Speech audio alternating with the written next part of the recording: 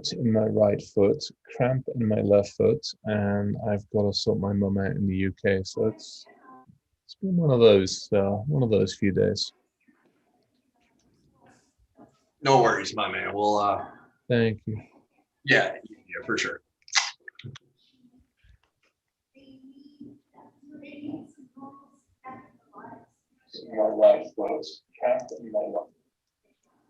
All right, I think we are live. So too. Stream is catching up. Hey everybody, welcome. Yeah. We're yeah, this will be a fun one. Evan is getting set up and logged in, so we'll give him a minute to get joined up here.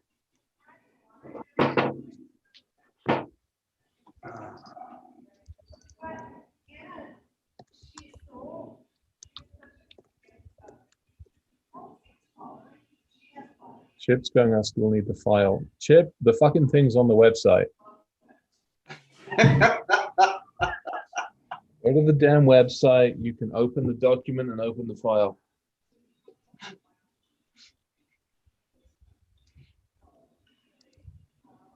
Oh, so Evan is back in Mexico, so we'll see just if the internet holds up. Hey. Holy crap.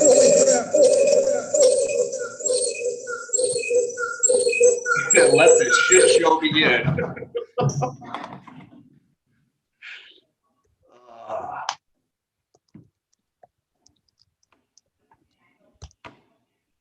What do we call the stupid thing? What was it called? Spamvoice.com.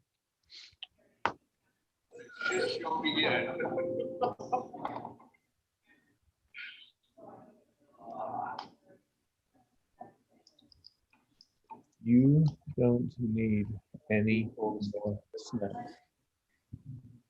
What's it called? Spamvoice.com. Evan's got video and log. Oh, he's back again. See what happens. Damn it. The fuck?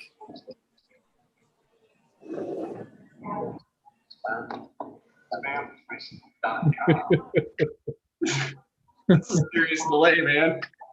Yeah, that is some. You know what? The sounds like the YouTube's on. Damn it. The YouTube died? What happened? Sounds like he's got. It sounds like he's got YouTube audio on one of the computers. I definitely, mine's muted. I know that. Let me just double check. Yeah, mine's muted. Talk amongst yourselves, friends. We will do. So yeah, been a week. Yeah, this is just adding that extra layer of WTF to it. Just, why not? I mean, it's just kicking in the nuts very briefly. For the hell of it. Who the hell's putting shit on my? Oh, who's putting stuff on my damn? Been a week. I got back to my computer because I don't touch it from like 6 o'clock to 9 o'clock. And there's people that put things on my calendar without asking, so I might have to do them. Who the hell's putting shit on my? Oh. We just need to keep talking. Everybody can get it in like stereo at this point in time. Not even really stereo. It's 30-second lag stereo. It's the 3D audio experience tonight. So yeah, root cause. This will be a good one. I think tonight we're going to try to keep it a little bit shorter than we normally do because Evan's in Mexico and Chris is tired and I'm tired, and so tonight we're gonna maybe not run as long as we normally do, but definitely want to unpack this one. I think we've all got some strong opinions and ideas on what the root cause is.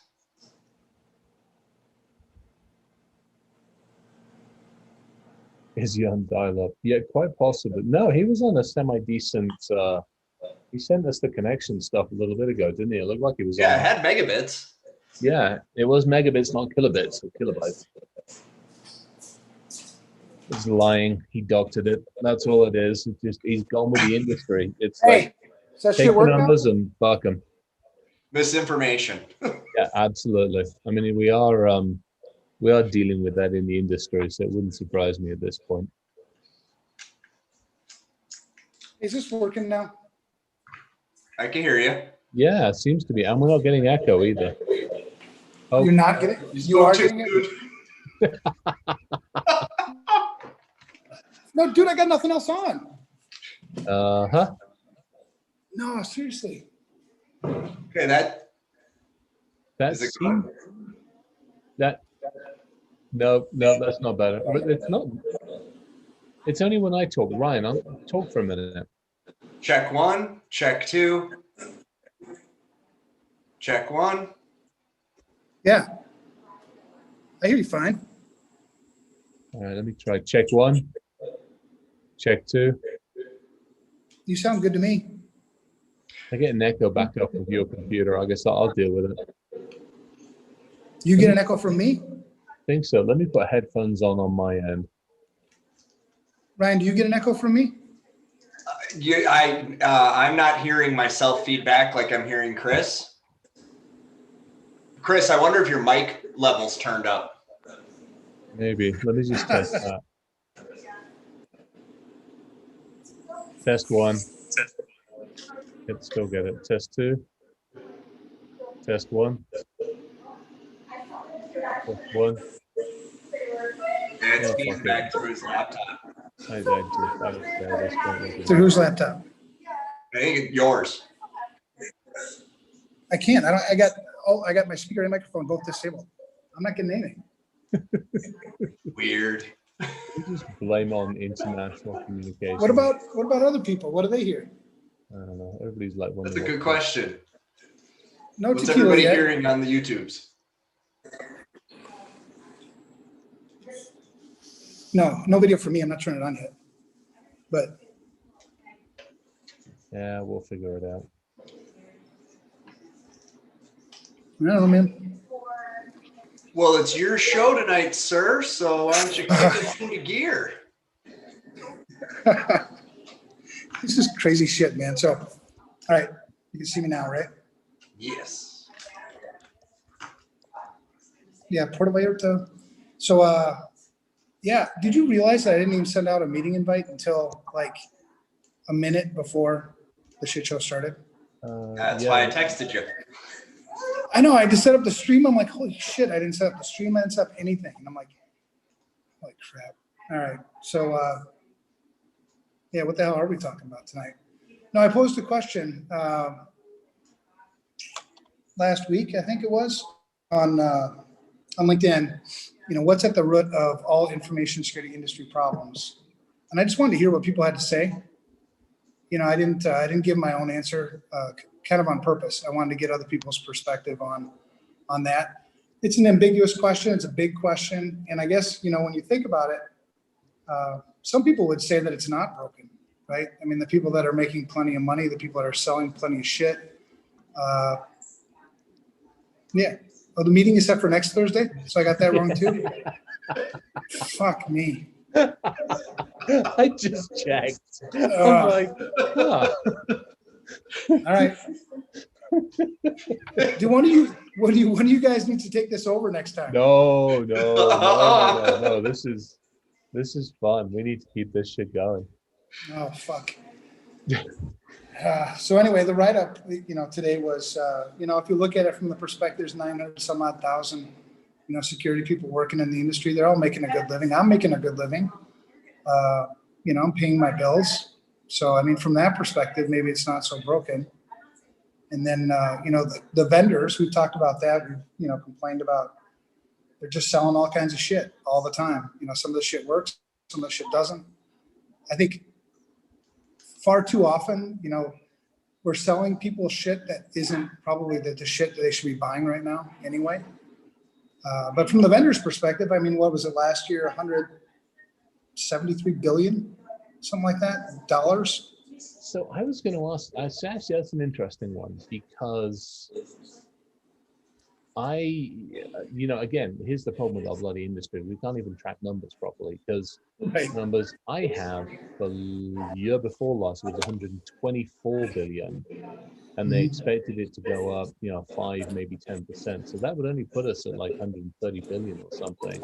So I mean, like, I'm sitting there like, how the hell did we end up at like 170? I mean, I know the pandemic was bad, but I'm like, Yeah. so again, we can't even get our own shit together in the industry to know how much we're worth, we're spending, we're doing, let alone what the hell we've lost, to be honest. Yeah. The source for that one was Forbes. But like you said, I mean, whatever you're going to read, you're going to read. Yeah, totally. I'll dig out the presentation I have because I know I think I've credited it on there. Yeah, the global cybersecurity market is currently worth $173 billion in 2020, growing to $270 billion by 2026. Yeah, that just seems. And the date on this one is April 5th, 2020. Yeah, So let me see that shot. here, I'll put the chat. I'll put it in the chat.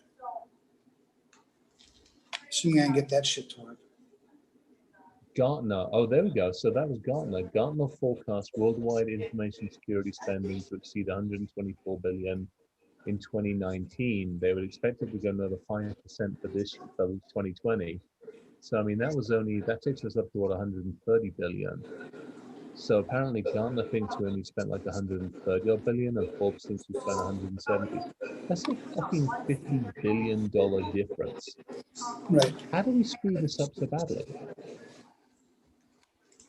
Because it's not real. The numbers aren't real. The numbers that these organizations are getting are based on the number of participants to a survey, right? And they're looking at the revenue of the company, public information, survey sources. But there's no like standard, So it's just like the rest of the data in our industry. It's best guess on who wants to volunteer some information. Well, and the point is, I mean, I think we can all agree the vendors, the people who are selling shit are making plenty of money. Right? So, to them, maybe the industry's not that broken, or maybe they even want it to be broken. I mean, maybe if people caught on to some of the shit that they're buying, maybe they wouldn't buy it anymore. Maybe they'd make less money. So we sort of like it this way. The status quo seems to work okay. Oh, look at the dog. What the fuck? It's bigger. They've got new filters. I didn't see these video filters. Oh, I want to filter. Uh-oh. Yeah, if you go to virtual Down the rabbit background. hole we go. Oh yeah, sorry, we squirreled. Fuck this, we're done. I want to filter. Can I do it on an iPad? Maybe in the settings. Oh, there this we is go. Awesome. I found filters. Oh, I am so happy now. There we go. That's actually what I want. I'm done. Oh, that's awesome. Fucking iPad. Oh, Check this out. I didn't realize they had these. Oh, this is not good. We've lost. We're done for the evening. Fuck it. I'm gonna stop this one. I'm gonna turn on this. It tracks actually pretty good. Not too bad. It's not bad. It's not okay. This good but scary at the same time. Well, now we got to figure out how we can implement our own custom filters. Speaking of filters, have you seen the shit show that's with TikTok? That they had this shadow filter, so everybody was doing naked dancing pictures, and then some. You know it's going to happen. Then some enterprising individuals figured out how to strip the filters off. Yeah, and now everybody's complaining. I'm like, what the fuck did you expect? Right.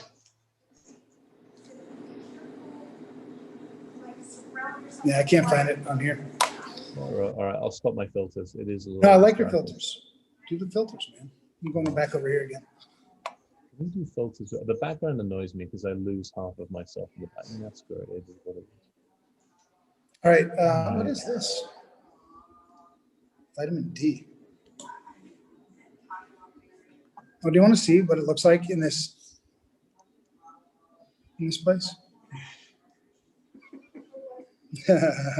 Finally, you grew a mustache. Oh. Eh. Oh. Oh, There this you is go. Leave that one. Oh yeah, little flower deal going on there. Yeah, man, you look pretty. Now I look French. Ah, oui, oui. Oh, Ah, ah. TV. There's a TV. Hey, have you ever done work with French Canadians before? Every now Have and I then. ever had worked with them? Yeah, a couple. And what'd you think? They're always sorry. They're real sorry about everything.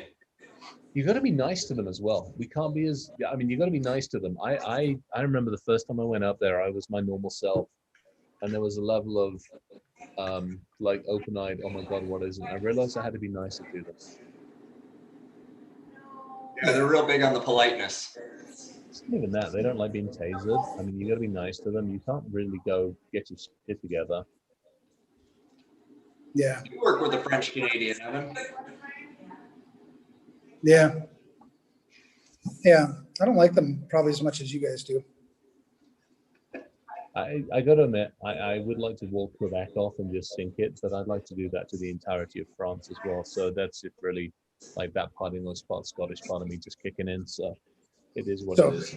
So his beret, is that raising any higher for you? No, we're good with that so far because I know where he lives.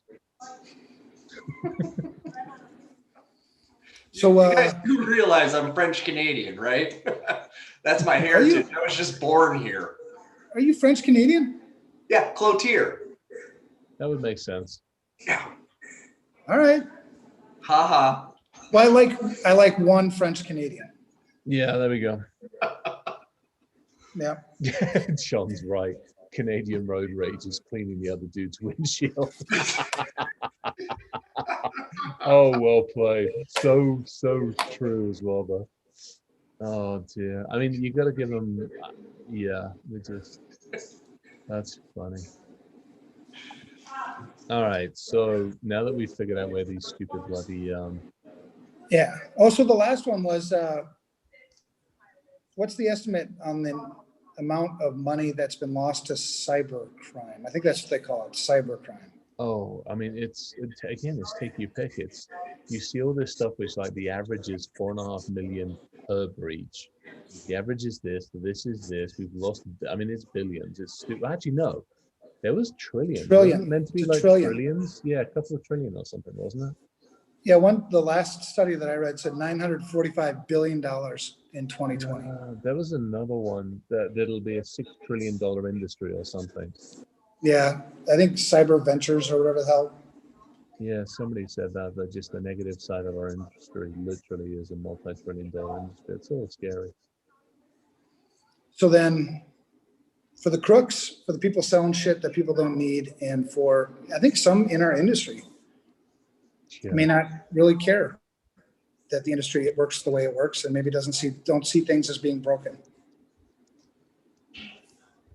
But then, I mean, who look at it from the victim's perspective, right? The people that are losing jobs, losing businesses, losing incomes, losing lives, losing, I mean, fuck, the list goes on and on. That's where it's broken, right? So Yeah. I guess first off, because when I posed the question, I thought to myself, all right, what's at the root of all information security industry problems? And then I thought to myself, well, shit, I'm just assuming that there are problems. Are there? Depends where you stand when you think about it. I mean, it's like anything. A perfect example. I mean, I was watching American Gangster last night, the Denzel Washington one, and depends where you stand. If you're sitting there with a kid that's overdosed themselves on the product, there's a problem. But if you're the one that's doing nothing more than shipping, and it's a product. You're shipping a product. You're cooking it. Your agriculture, perfectly okay. Your manufacturing, perfectly okay. Your shipping, perfectly okay. Your distribution is okay. Entirely depends upon where you're standing. Same as our industry, I'd argue.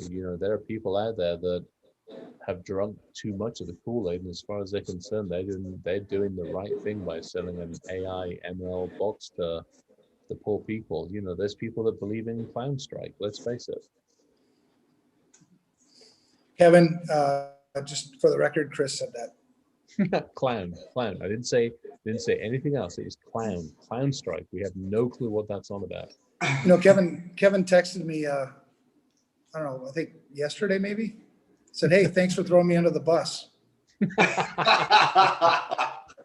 Well, and just because he asked, Kevin did ask. Full disclaimer: nothing that Evan, Chris, or myself say on this show represents any of the companies, clients, customers, affiliations, orientations, religious associations, etc. So these are our opinions only, and do not apply to anything else we do outside of this show. So says Kevin.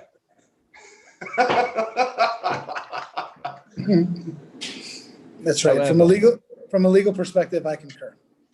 However, if your dumbass is still running Windows 2008 R1 and you've only got 7 days of logs, I do reserve the right to tase your fucking sorry ass from now until the end of the year, daily. Isn't that what we would call negligence? You think? Asleep at the wheel, negligence. I mean, you take your pick on this one.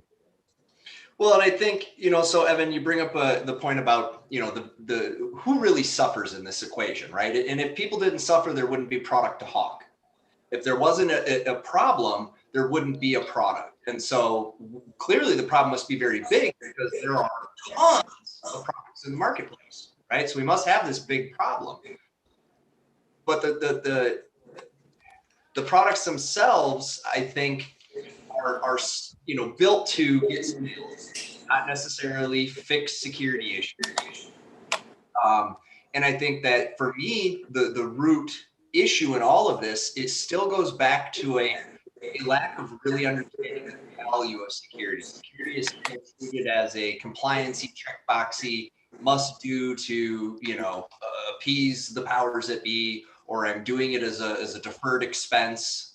Because I know the breach is going to cost me $4 million, so I'm gonna do these things to bring that out. But I don't know if anyone's really doing it as a safety exercise, doing it because it is the right thing to do, because it is ultimately going to make society and the companies and everything else better and safer. I don't know that there's a lot of people out there with that understanding or that motivation. When I look at what is the root problem, and this goes down to the user too, right? If you don't have a personal connection with this topic, it's very hard to understand why it matters and why it's important. If you don't understand that, and somebody comes along and says, I have the solution to all your problems, buzzword, fancy magic. Well, okay, well, let's see. What do I know about this topic? I know that every time I open the Wall Street Journal, it says I better be prepared for this. I better do something about this. But I don't really understand what I should do. And so somebody came in the door with a great sales pitch and supposedly the solution to my problem. Yeah, I bought it. But I never understood why. I never understood, was that a good investment for me? So as a business leader, I make a decision. Cyber, right? I got to have it. So I bought it. I had a meeting with a guy this week. He was trying to get FR Secure to do some shit with him. And so we wanted to demo his product, right? He wouldn't let us demo his product. So that's always a red flag. No, you can't see it? Right. So it's the CEO of this company. He says his company's, his shit is selling like hotcakes. It sits behind the firewall. It does DLP. It does SIM. It does IPS. I mean, it does like all this shit, right? And it's like, what did he used the word? He said invisible processes. Oh, those right. are really awesome. Right. And so, we're talking and I'm like, all right, hold up. I go, what's an invisible process? He's like, well, it's a process you can't see. I go, yeah, I fucking get the meaning of the word invisible, but what the fuck is it? You know what I mean? I'm not dumb. I can Google invisible. Magic. Right? And so, so he sort of skirts around it, right? And so we let him go. And I'm with like, I got invited to this thing like last minute because I think they just wanted some moral support. I don't know why I was there actually. Moral support. But yeah. So, and the guys on my team, I mean, fucking top notch, right? So they didn't need me there, but I think they were there for the entertainment. They just wanted to see me get riled up. I can. And so then I get him to this point where he goes, well, it's actually science. I go, oh fuck, I love science. Tell me about the science. Are you fucking kidding me? Tell me about the science. I want to know the science. And he's like, well, it's proprietary. I'm like, no, it's invisible science, Evan. Invisible science. Yeah. I know.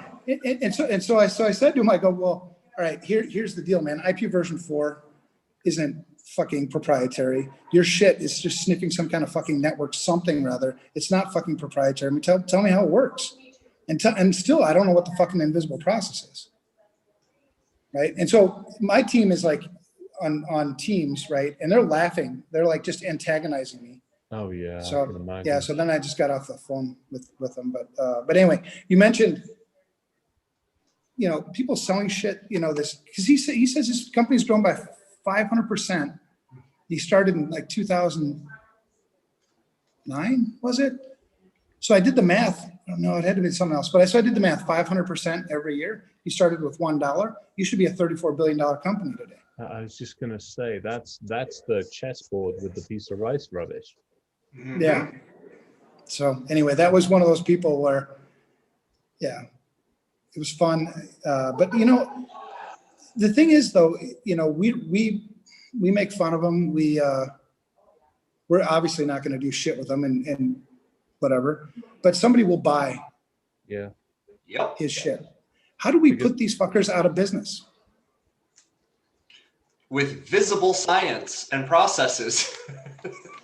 See, you can see our stuff. No, but in all seriousness, it goes back to what I said. You have to have a personal relationship with this.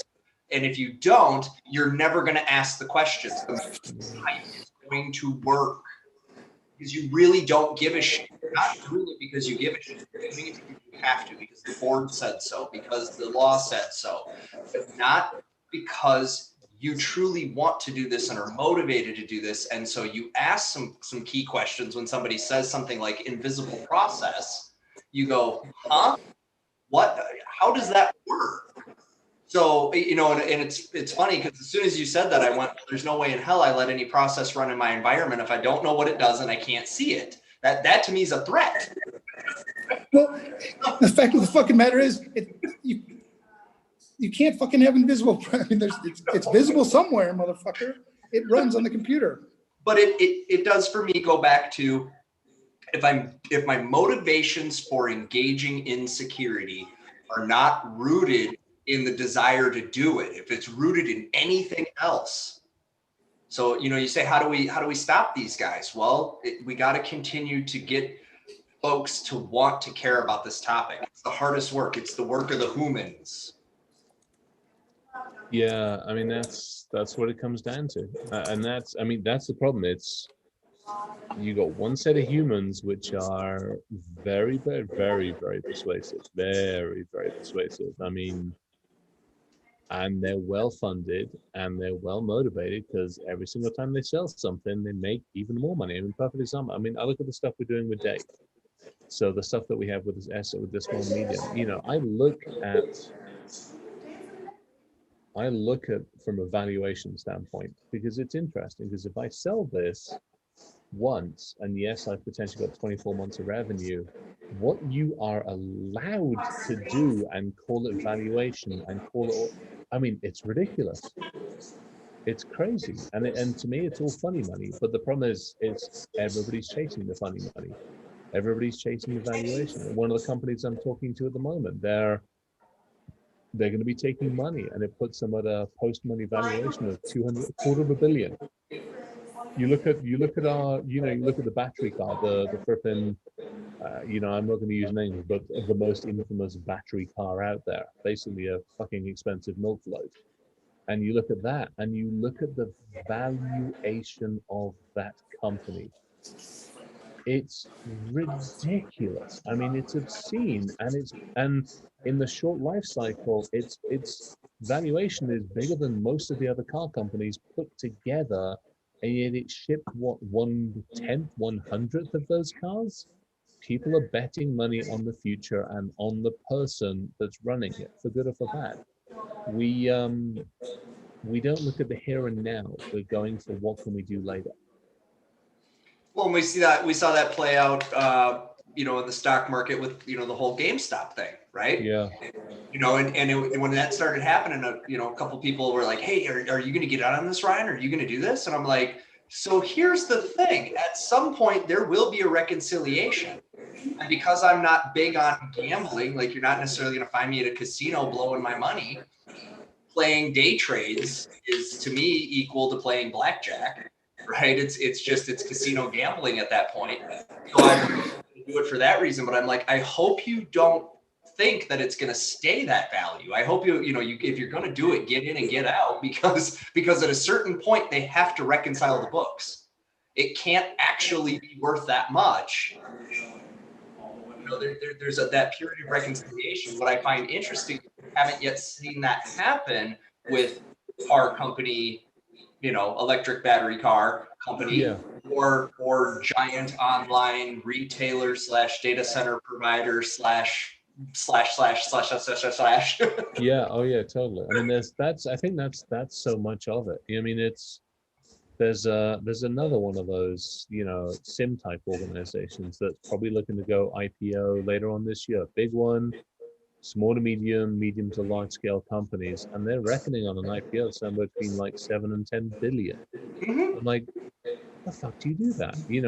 How much into the future are you betting?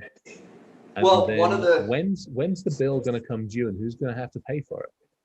Well, one of the other things that I've observed is, unlike other industries, right? Our stuff doesn't actually have to work. Yeah. There's no consequence if it doesn't. Right? We've Right. talked about that at length. There's no consequence if it fails. Matter of fact, if it fails, I'll just sell you another product for when my first product fails. Right. So I think that's part of the problem, is that when it doesn't work, and then the CEO says, well, what happened? And you go, well, cyber changes every day, things can't catch them all.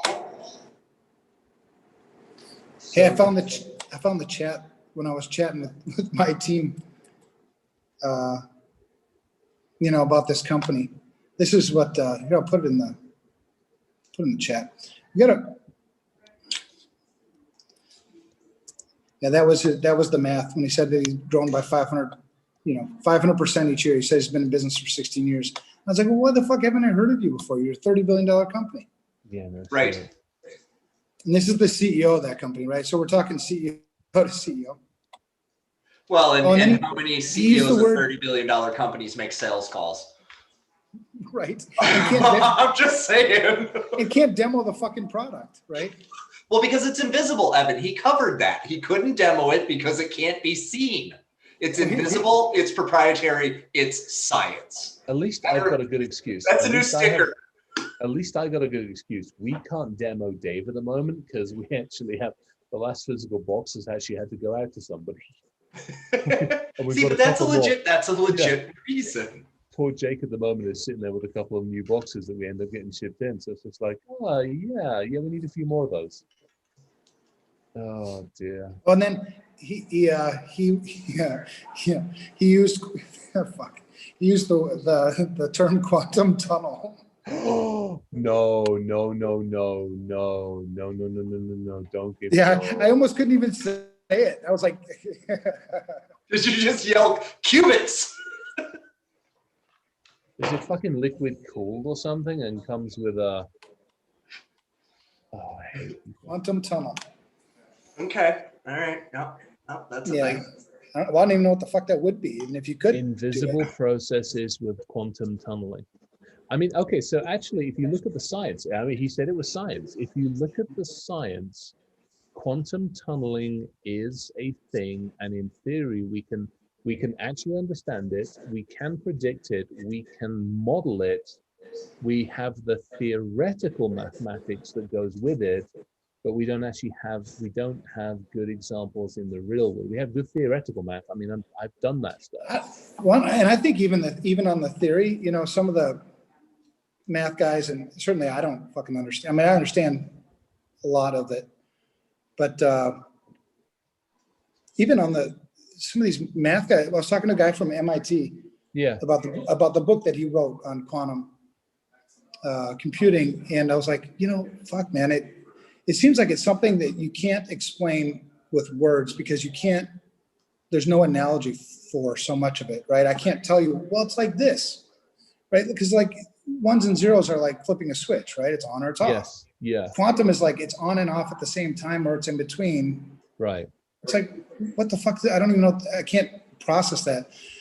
But you can process it with math. And so he was explaining to me, he goes, it's crazy how much in quantum computing we can explain with math, but we don't actually know how it works. So there's an interesting thing. I remember talking to somebody about the whole concept of the quantum, whether you're flipping ones, zeros, or both, or either, depending upon all sorts of situational awareness. I'm like, okay, so here's a good example.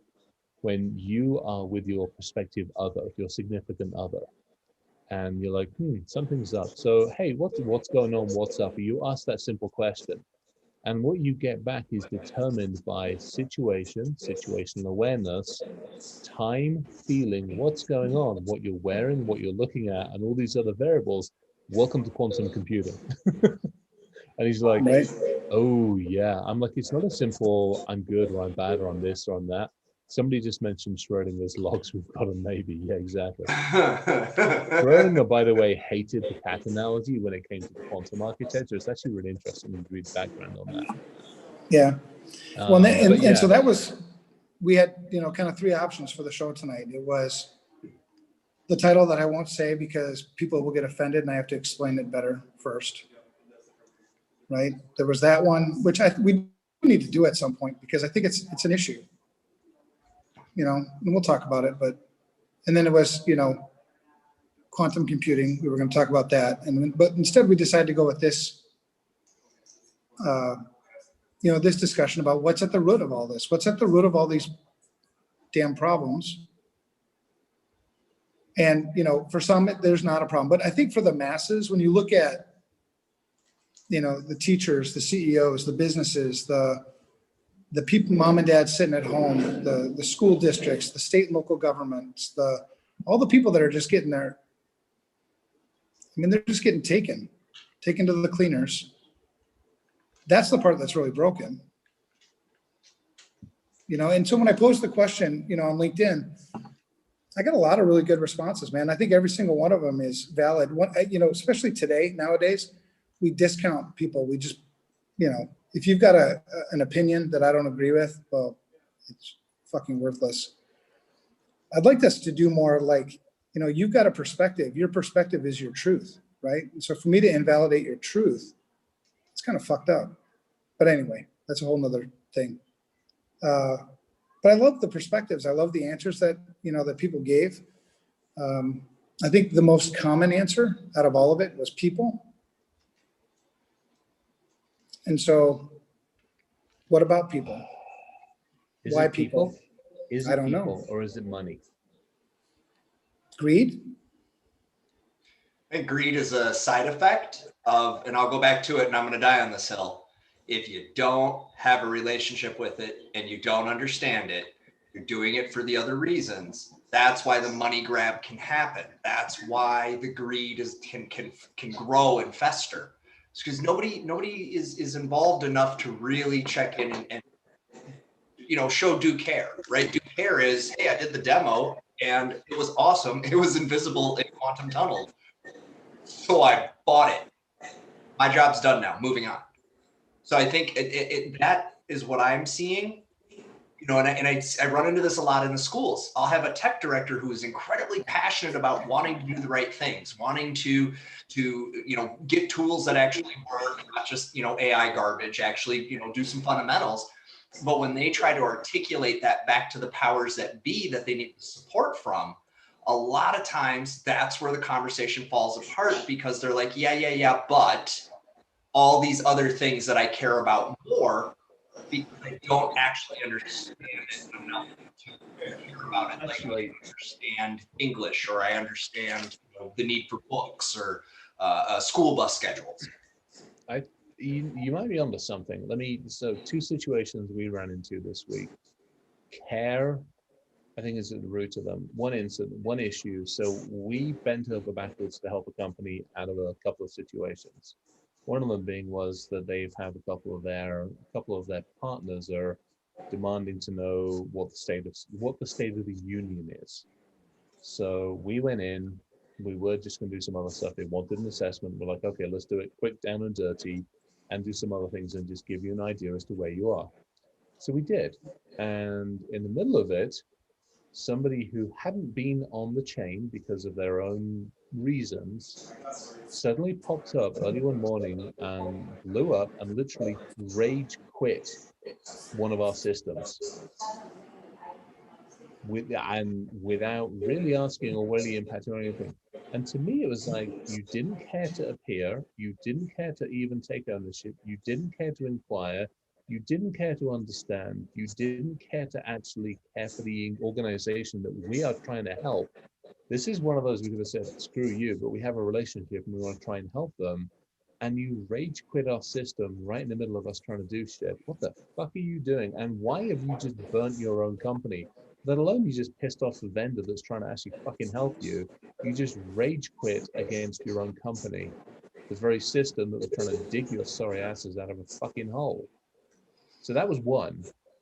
And then the second one was, again, another incident, another issue, somebody that we've had an interesting relationship with for a while. And it's been definitely a lot of take, and not a lot coming back the other way. Hit us up, had a problem. We bent over backwards to help them, sort them out, got in, did some stuff on the forensics, everything else. And then we start asking the awkward questions like domain controllers at 2008 released ones, no good service packs on them, systems that are end of life, architectures that are not done properly, passwords that are 8 characters long, protecting the entire environment, etc., etc., etc. And you're like, I don't think you care. Don't tell me you're overworked. Don't tell me any of these things. I don't think you care enough. The money's flowing in, the money's coming, you're getting it from people. So I think money is in there as well. Mm-hmm. But we have money coming in from companies. We have things that we're doing. The difference is we care. And I think the care factor is huge. And Yeah. but I don't know that where it gets interesting for me is I think there's a subset of people that don't care because they don't care. And then I think there's a larger group that don't care because they don't know why to care. They don't know enough about it to care.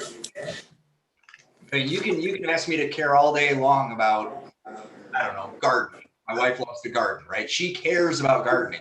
I do not give two shits about it. I don't care. I don't care at all. Now, that doesn't mean that I don't, support her and her thing, but I'm not going to get involved. I wouldn't know what to do. And unless she sends me to the store with a picture of what she needs, I wouldn't even know where to start. But gardening's not a life skill, man. I mean, gardening's, you're not going to lose, you're not going to lose all your money. You're not going to, your kids aren't going to be, hunted down online because you're not gardening. No, I get that.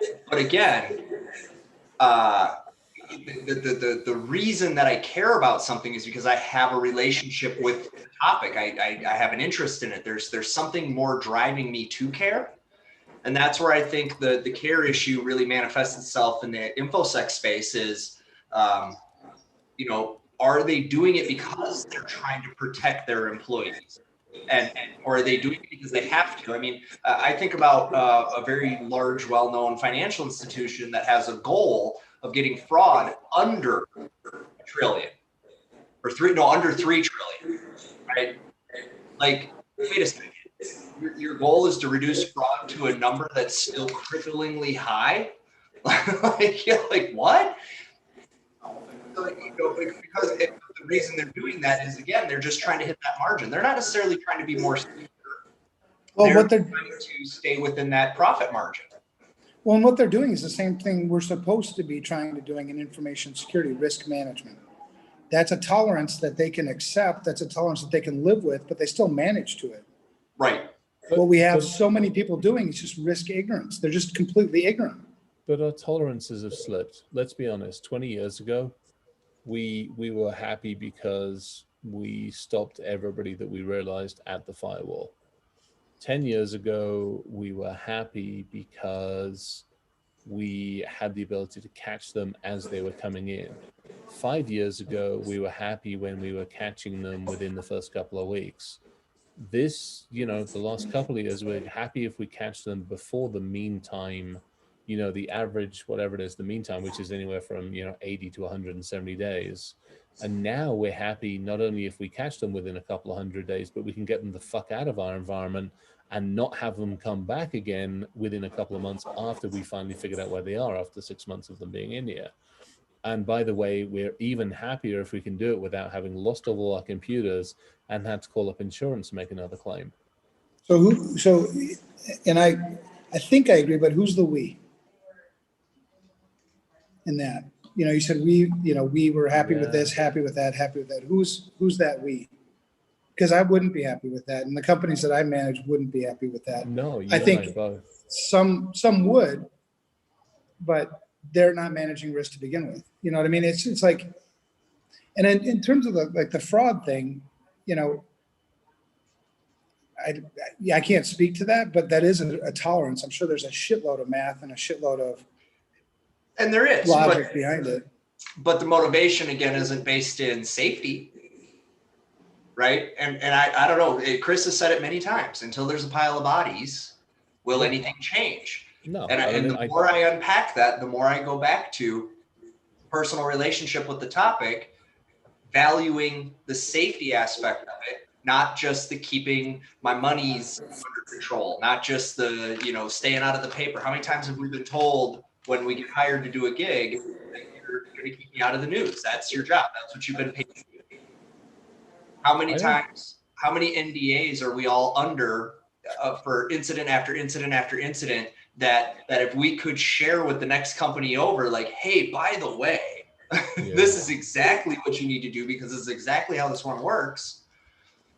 That's the care that's the interesting part. That's actually the care that pisses me off, to be honest, is we don't put our hand up soon enough and say, hey, we got our ass handed to us. Learn from this experience. Learn now, learn quick, learn. And don't tell me that the certs do it because they're not fast enough. And InfraGard and the feds are, for the most part, unfortunately, a black hole. They take a lot of intel in, but they're useless at giving it back in a timely fashion. Certs, unfortunately, similar to some way, and a lot of them. And so that's, I think, a big part of it is if I put my hand up, how many other people, it's the same thing. It's a perfect example. I'm doing it with a weight. So I got to a point, I'm like, I'm done with this. I could have taken it quietly, gone off and done my own thing. I didn't put my hand up and said, hey, I got a problem. Here's what it is. Come along for the journey with me. And it's been amazing how many people have actually hit that and said, hey, I'm right there with you. And it's like a support group. And to me, it's the same thing in our industry. So I got my ass handed to me. I didn't have the right things in place. I forgot to patch everything properly. I had this open.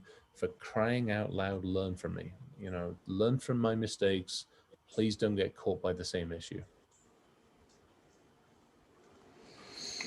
Evan, back to your question. I think it's if it is possible to call the industry as a whole an entity, I think it's the industry as a whole that has slipped, that has gone down that pretty nasty slope. But I don't know. I mean, it's not fair to some of us. But I think, I hate to say it, I think many people are not in it for the right reasons. They think they are, but I don't know if they are. Well, that's, truly one of the things that attracts me to, the two of you and to, others in this industry is we're in it for the right reason, right? We always say, mission before money. If you focus on the mission, you'll make plenty of money. If you focus on the money, you won't make the mission. Yeah. Right. You'll get skewed and you'll start doing shit that you wouldn't normally do. Right. So, staying grounded, staying focused is so important because I don't want, half the population to suffer. I don't want a bunch of people to die. You got the shitty people and you got the people that are kind of just like maybe clueless, maybe ignorant, whatever we want to call them.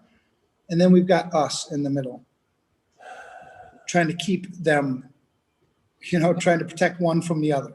Let's put it bluntly. Let's really just get fucking blunt about it. And dear lawyer, I apologize.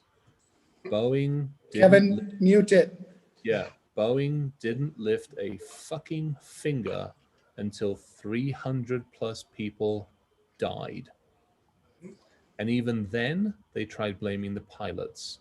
They spent a lot of time, money, and millions in lawyer fees blaming the pilots, blaming pilot error. The very people they killed, they blamed. And only when somebody dug in and said, no, you fuckers, it was you, did they, after even more arguing, take a step back and go, well, maybe it was our problem. And what are we, a year and a half, 2 years later, and the shit's grounded, they started flying again, and they had more issues because they bribed the fucking FAA on the questions to do it that way. You want to talk about somebody that needs to be fucking taken out and flogged to death, it's them.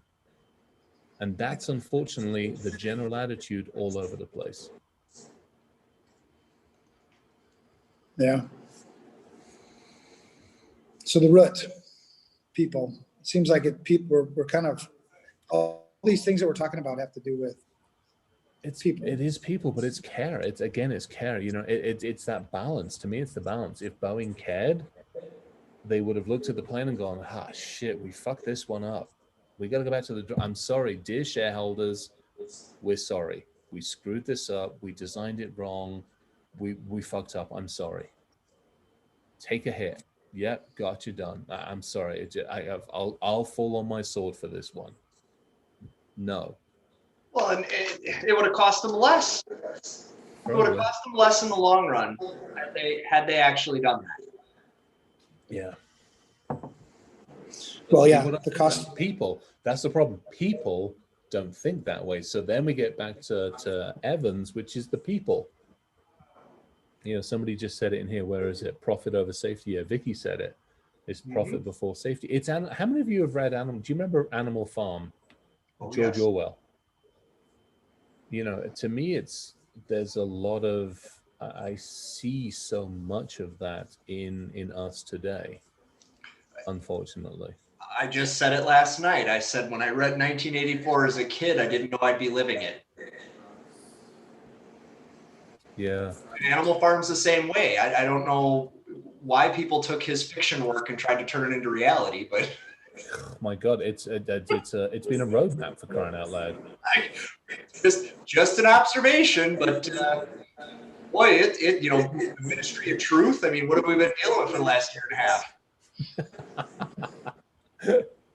So I don't know, but it is people. So then, to your point, Chris, as well. Care, right? So how and what does it take to get them to care? Or is this truly that there's some, evil characters at the top of these organizations wringing their hands with $100 bills going, profit? No, because we all know there isn't, because we all know a lot of them. I think that's where the frustration is. We all know a lot of them. I think there's definitely some isolation. It's like anybody. People still unfortunately aren't good at standing up. I mean, think about it. If you're the engineer that suddenly goes, fuck, that plane's not going to fly properly in this situation, you go tell your manager. The manager goes, oh, you'll be fucking kidding me. How do we tell the boss? It isn't we go tell the boss. The first thing that any of us say is, how do we tell the boss? How do we soften the blow? How do we tell the bad news? And what happens is we dilute it a little bit. So it's like, oh, well, in this 1 in a million situation, the boss goes, well, fuck, I got to tell my boss. Goes along and says, well, it's a 1 in a billion and the probability, and we think we've got a compensating control if they listen to the training. And then the big boss goes to the CEO and goes, we've got a bit of an issue, but we've got it covered. Yeah, when you were saying that about bringing it up to a boss, you always have these memories that kind of pop up. I remember 15 years ago, about 16, I was working for a really big bank, and I was building their threat and vulnerability team and their incident response capability. They had no incident response up until this time. So that's what, 2005, and it's a top 5 bank. I mean, it was big. Well, one of the things we had a project, and one of our projects was to go and I sponsored it, right? I kicked it off, and maybe I didn't have the authority, whatever. I did it anyway. But we found that all of the ATM machines, you know, the data from the ATM machines to the central processing was all unencrypted. It was all clear text. And that was back when, you remember when they had, you know, the routers sitting on top of the ATM machines in a lot of places? Yes. Oh. Yeah, you can reach out and touch them. Right. So I brought it up to the CISO, and I'm like, hey, we got this problem. And oh my God, was he pissed. You think he'd be like, oh shit, you just, you know, you found a really big hole for me. And, you know, I appreciate it because, you know, he's the CISO, right? Yeah, totally. Instead, what I got reprimanded, almost demoted, because it was going to cost the bank at that time over $3 million to fix it. You know, but that happens in our industry. If you point something out, you're like, hey, you know, I'm just telling you the truth. I've been kicked out of board meetings before. They're like, you need to leave. I'm like, why? Why are you leaving? Well, whatever, inappropriate, whatever you want to say. What it really boiled down to is I told you the truth. Yeah. You know, and there was this mentality, and it still lives. It still lives in some CEOs' minds, CFOs' minds, that if you tell me something, now I have to fix it. Now, the falsity, the shitty logic in that is you have to fix it anyway. Ignorance is no defense. It's indefensible to be ignorant for something that you're responsible for. Yeah. So that's, you know, we fight that a lot, you know, and so we say it's people, but it's certain characteristics too of people. I think we even go deeper, right? We talked about greed. We have this greed thing, right? So how do we de-incentivize people to take advantage of other people? You know, I mean, if there's an accountability thing, I think, you know, that would have to be implemented. I'm already talking solution, but what I'm talking is like, if greed is a characteristic and then the other one is just what, ignorance, I don't care. How do we, you know, because I think we have to get even deeper, you know, why don't you care? You know, when I ask you about information security, if I ask any CEO anywhere, hey, do you care about information security? Oh yeah, of course we do. Well, good, tell me the state of your program right now. Well, you know, you gotta talk to, no, it's your fucking responsibility. You tell me the state of your program right now. I'm not asking you for your firewall configuration. I'm not asking you, you know, how your network is segmented. I'm asking you, what is the current state of your program? You know, and so I don't know, man, it's ignorance, it's greed. What other things? I wonder how much of it's also denial. You know, it's that, I mean, we see this all the time in the industry. It won't happen to me. It's somebody else's problem. I'm immune to it and all of this stuff. You know, this, hate to say it, this goes back. I want more dead bodies. The more people we kill in this industry, the less of it's somebody else's problem that we can actually argue. And that's unfortunately, I hate saying that because it could be very people around me that end up getting nailed because of it. But to me, the only way this seems to happen is if that you can't deny the dead body that's between you and the keyboard. I mean, you can still go, oh, it's a shame, and we do it unfortunately with global issues. It's somebody else's, you know, even if my grandparents' aunt goes down, it's like, oh, it's such a shame, you know, they got exposed or something happened to them. It's not me. Well, step over the fucking dead body to get to your computer and maybe you'll think a bit more about that. Well, what do I do if your shitty security ends up killing me? Well, that's, yeah, tough shit. You well, there's no accountability in this industry at the moment. I was about to say, what? So then I sell you a new product. I give you the smart solution for your coffin. Yeah, pretty much. But my number one job as a father and as a husband, and you know, is to protect my family, right? Yeah. I mean, at all costs, you know, no matter what. And so when you talk about, you know, people, because yeah, people are going to die. I mean, anybody who fools themselves into thinking that that's not going to happen more, and it's not going to happen a lot more, it's foolish, right? Follow the path. Look at where we're going. This is where we're heading. People will die, a lot more people. I do have some concern because your shitty information security does affect me. Oh, totally. Yeah, it's going to kill you. Well, end of discussion. And guys, unfortunately, we won't have to wait very long because the human trials for the Neuralink will begin soon. So fucking looking forward to that. Well, I know, I know that you know. So I was having this conversation yesterday about this. Somebody called me and they're like, hey, you know, did you hear this is happening? Like, I knew the monkey test went well. I didn't know we were now getting ready to open invites. And I said, you know, they said, well, what do you think? I said, I'm absolutely terrified. And they said, why? I said, because you can't secure anything. The most simple things we can't keep safe. Why on God's green earth would you put the internet into your skull? I'm going to have zombies. Yes, you are going to have minions. zombies. You're going to be able to manipulate people's thoughts. I mean, it just, you know, and here's what we ultimately landed on. And I think this is part of the root of our industry. Just because we can doesn't mean we should. And we are not enough conversation about that before. Yes, exactly, man. We go so fucking fast. What are the rules for this shit? How are we going to use this shit responsibly? You know, I mean, we talk about quantum computing. I posed a question on Twitter last week. Is the world ready for quantum computing? Fucking not even close. Computing. So like, here's what an the hell are interesting we one. doing? Here's an interesting one. CERN, in the CERN, all the work that was done in the ring in CERN, there was an amazing amount when they were looking at upping the power, when they were going after the Higgs boson, when they looked at upping the power on that thing, and it was a multi-year upgrade to kick up the power on this thing.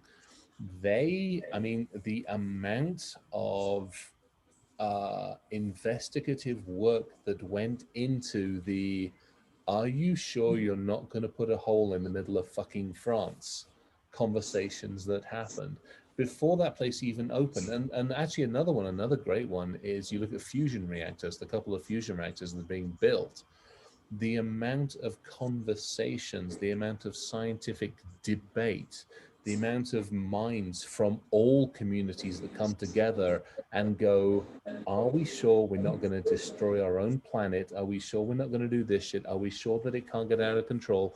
And all of the debate, I mean, to some degree, there's too much of it, but I appreciate it in the context of us. We're like, hey, look what we've done, and go charging off down the fucking road, putting neural architectures in the brain. I mean, I'm sitting there years ago, I promised Gurkon, and I'll say it here now, years ago, I promised Gurkon a few things. One of them was that we would hack the Mars rover. We did that, and we got it to play Freddie Mercury Plays God Save the Queen.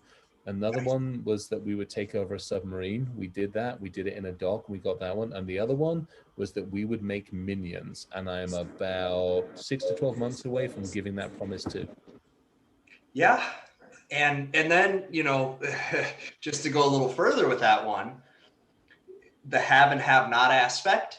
So now I'm super jacked because I got the Neuralink, and I'm now a superior human being to you.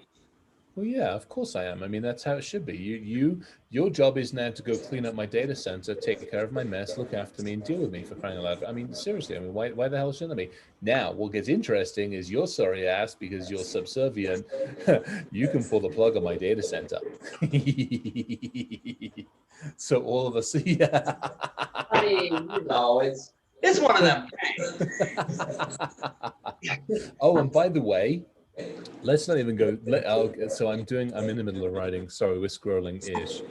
I'm in the middle of writing a chapter for a book that's coming out in about 2 months, and I talk about where we started and where we have come and how much we have done, but also how much we've fucked up. If you look at about the top 6 to 8 data centers in the world, they are about 26 million cubic feet or whatever it is, a data center, square feet of data center, that consumes enough electricity to power 1.5 million to 2 million houses.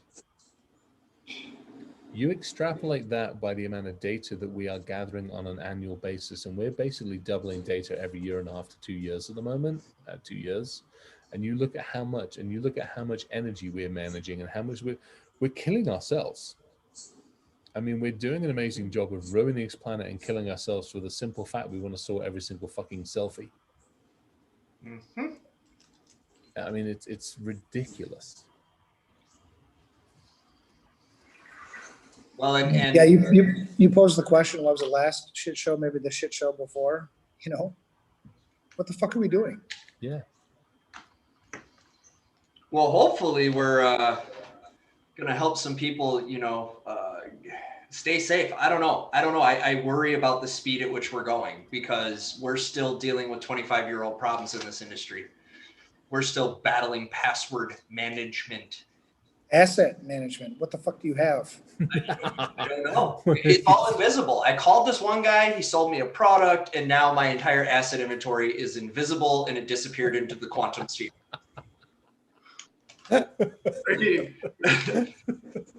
But like on a serious note though, like we're less than 24 months away from human beings being superpowered here. I had read what JJ published. Yeah. From a DoD perspective about cyborg, because that's a real thing now. That's a thing that they are exploring, and a fascinating document. If you guys go on LinkedIn, find it on her post. But it was an amazing read, because they took time, and what I loved about it is they took time to ask the questions. So if I get a cyborg eye, what happens when I'm not a soldier and I try to go into a casino? Right, that was one of the examples that they used. Now I'm banned from certain activities because I'm inequitable, because I now have this superpower that others don't possess. And I was hoping that was still, a handful of years away, but I guess we're there now. So, and on the brain side, I mean, Chris, you're not, when you say making zombies and minions, I mean, what, you think Russia and China aren't chomping at the bit to start direct influencing people? Right now they're doing it indirect through Facebook. You got the pathway straight into the brain through the Wi-Fi. I mean, yeah, you're fucked.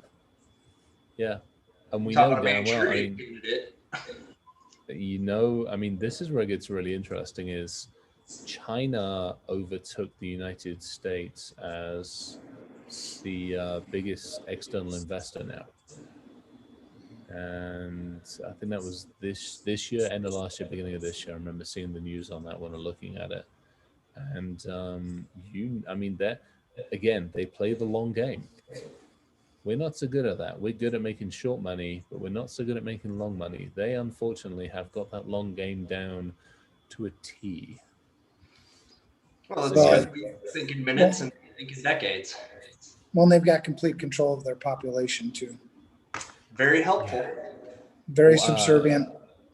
What was it? How many cameras was it? Was it 500 million cameras or something ridiculous? We talked about this. Was it last week or the week before? Yeah. Yeah. I was surprised, after last week, because I wrote the other post on about privacy. I was surprised to find that the U.S. has more cameras per capita than China. That surprised the shit out of me. Yeah, that does actually. How many? I remember seeing that one. I was going to look it up. I didn't get a chance on that one. That is. Did that particular stat show public versus private ownership? No, I don't think so. I don't think I dug that deep. A lot of private cameras, right? More so than maybe the public ones. But yeah, the NSA can't get to those. Oh, no, not at all. No, definitely not. Especially when you bought it at Costco and left all the defaults turned on. No way. No way. Oh, no. Have you seen the Realtek vulnerability that came out in the Wi-Fi mode? Yeah. Yeah. Oh, is your chipset fucked? Uh-huh. Let's see. Realtek chipset. Do I own any devices that would use... Oh, wait, all of them. All of them. Exactly. All of them. Well, and the scary part is it's the most common chipset in IoT. Oh, yeah. And you know damn well those vendors aren't pushing patches. Oh hell no, no. It's awesome. It's a little frustrating because it stops. There's been a couple of back and forth conversations, shall we say, with a little bit of frustration with some folks because it's like, well, damn it, now we're going to find another way in. Well, and that I think we're going to see more of this year. Oh, I think because of what happened, SolarWinds caused them to go, shit, I can't really trust anything anymore. yeah. I'm better off patching my holes than I am keeping it. So I think it's going to be a fun year of, really? Every keystroke I've ever typed into Windows ever has been sent somewhere? Yeah. Dude, it's been like that for the last 2 years. 2 years? Keep going, pal. No, I know. Most of that shit, though, up until about 2 years ago, I was like, yeah, all right. Yeah. I mean, it didn't surprise me as much, but now it's just like, fuck, really again? Yeah. Really? Again? Come on. Well, there was just another one today. And the part that's sad is the numbers keep going up. So now we're talking about, millions and millions of people affected per breach. Each breach. It used to be smaller numbers. We're now getting into like mega number territory. Like, oh, T-Mobile got fucked. Well, that's a quarter of the cell phone user population. Yeah. Well, and that's the thing too, right? So you talk about people caring. Breaches, they used to take notice. You'd be like, oh, really? Wow. Now they're like, yeah, so what? So Another breach. So I have another fucking password that, you get these password alerts all the fucking time, right? Oh, yeah, big deal. But we had that. I mean, this is the same thing. We are ambivalent to it. We've basically, we cannot process anymore. And you notice when, not the first time round, the second time round that we went over to the sandbox, for the first X number of days and weeks and months, every single time we lost somebody, it was front page news. Then it went to second page news and third page news and fourth page, and they went to a little column. And now we just rarely do we know, rarely do we hear about it, rarely does it even make the local news, or maybe it does because it was the homeboy from so and so, but that's it. It's no longer newsworthy. You probably remember this. I remember I was in Ohio when the DSW shoe warehouse one went down, and we got dragged into the periphery of it because we were retail and doing some other interesting stuff around their areas. And there was literally the pitchforks and the burning mob wanting the head of Willie the mailboy kind of attitude. And that was what, 17, 18 years ago. And to your point, nowadays, freaking, the healthcare loses X number of millions, and like, your point, T-Mobile loses another couple hundred million. Well, I had posted an article to LinkedIn earlier this week, or maybe it was last week. I don't know. It's all a blur. But it was around the company who shall remain nameless, who paid a $6.5 million ransom, did nothing, literally nothing, to investigate, remediate, mitigate, nothing. And then got hit for another $6.5 million by the exact same folks using the exact same tactic, the exact same method, like 3.5 weeks later. What in the actual fuck? You could. I promise I can reduce the chances of you being breached with $6.5 million. I guarantee I can reduce the chances of you being breached for $6.5 million. Yeah. And so now they double paid. And so what, it cost them, 13 million to figure out that they needed to spend another God knows how much to get this fixed now. Well, so then that goes back to Evan's point. When he got yelled at because he figured out what the problem was, it's a $3 million fix. And I've run across, we've probably all run into this one. The cost of cure is more than the cost of just keep paying the fine. That's a business expense. I can write that off against insurance. I can write that off against all sorts of other things, and that's You know, that's another thing that I think frustrates me, because again, you know, our industry, unfortunately, wants its pound of flesh, and expensive pound of flesh. Yeah. Yeah. I remember the DSW breach. Yeah, I Yeah. mean, that was When I worked on the Target breach, and that was like, fuck. I mean, yeah, that was crazy, right? I mean, it was everywhere. Nobody really heard too much about the Home Depot one, right. which actually was, So That I was a had to big get, one I was too. involved in that from the agency standpoint because of the certain particular individual who shall remain nameless that was on their payroll. Oops. yeah. But yeah, nowadays, you know, people, even the SolarWinds, you know, debacle, which, I mean, fuck it.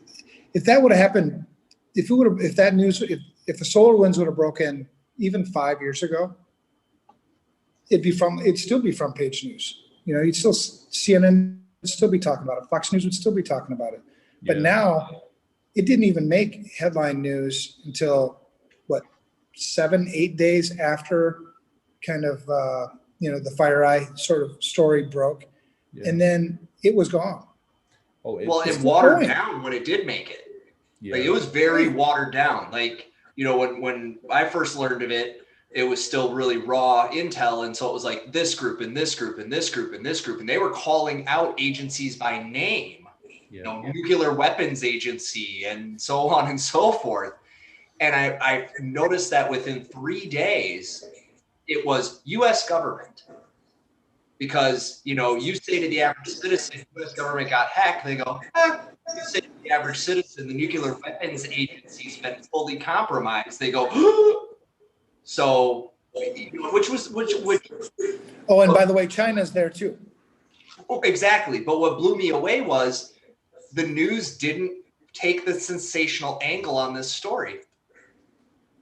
The very same media that loves to overblow a headline to be the most, you know, intense thing ever. And then you read it and you're like, a kitten got caught in a tree, right? The headline is, you know, wild feline ravages neighborhood. You know? Yeah. And then it's a cat in a tree. Then when they have a real story that's actually scary, they chose not to run with it. And I don't know, it seems, I don't know, part of me says it seems intentional. I might need to go find my Reynolds wrap, but just, you know, I don't know, it felt kind of intentional. It was like, why is this not getting news attention? Granted, there were unfortunately other things happening that week. Yeah, that was a busy time.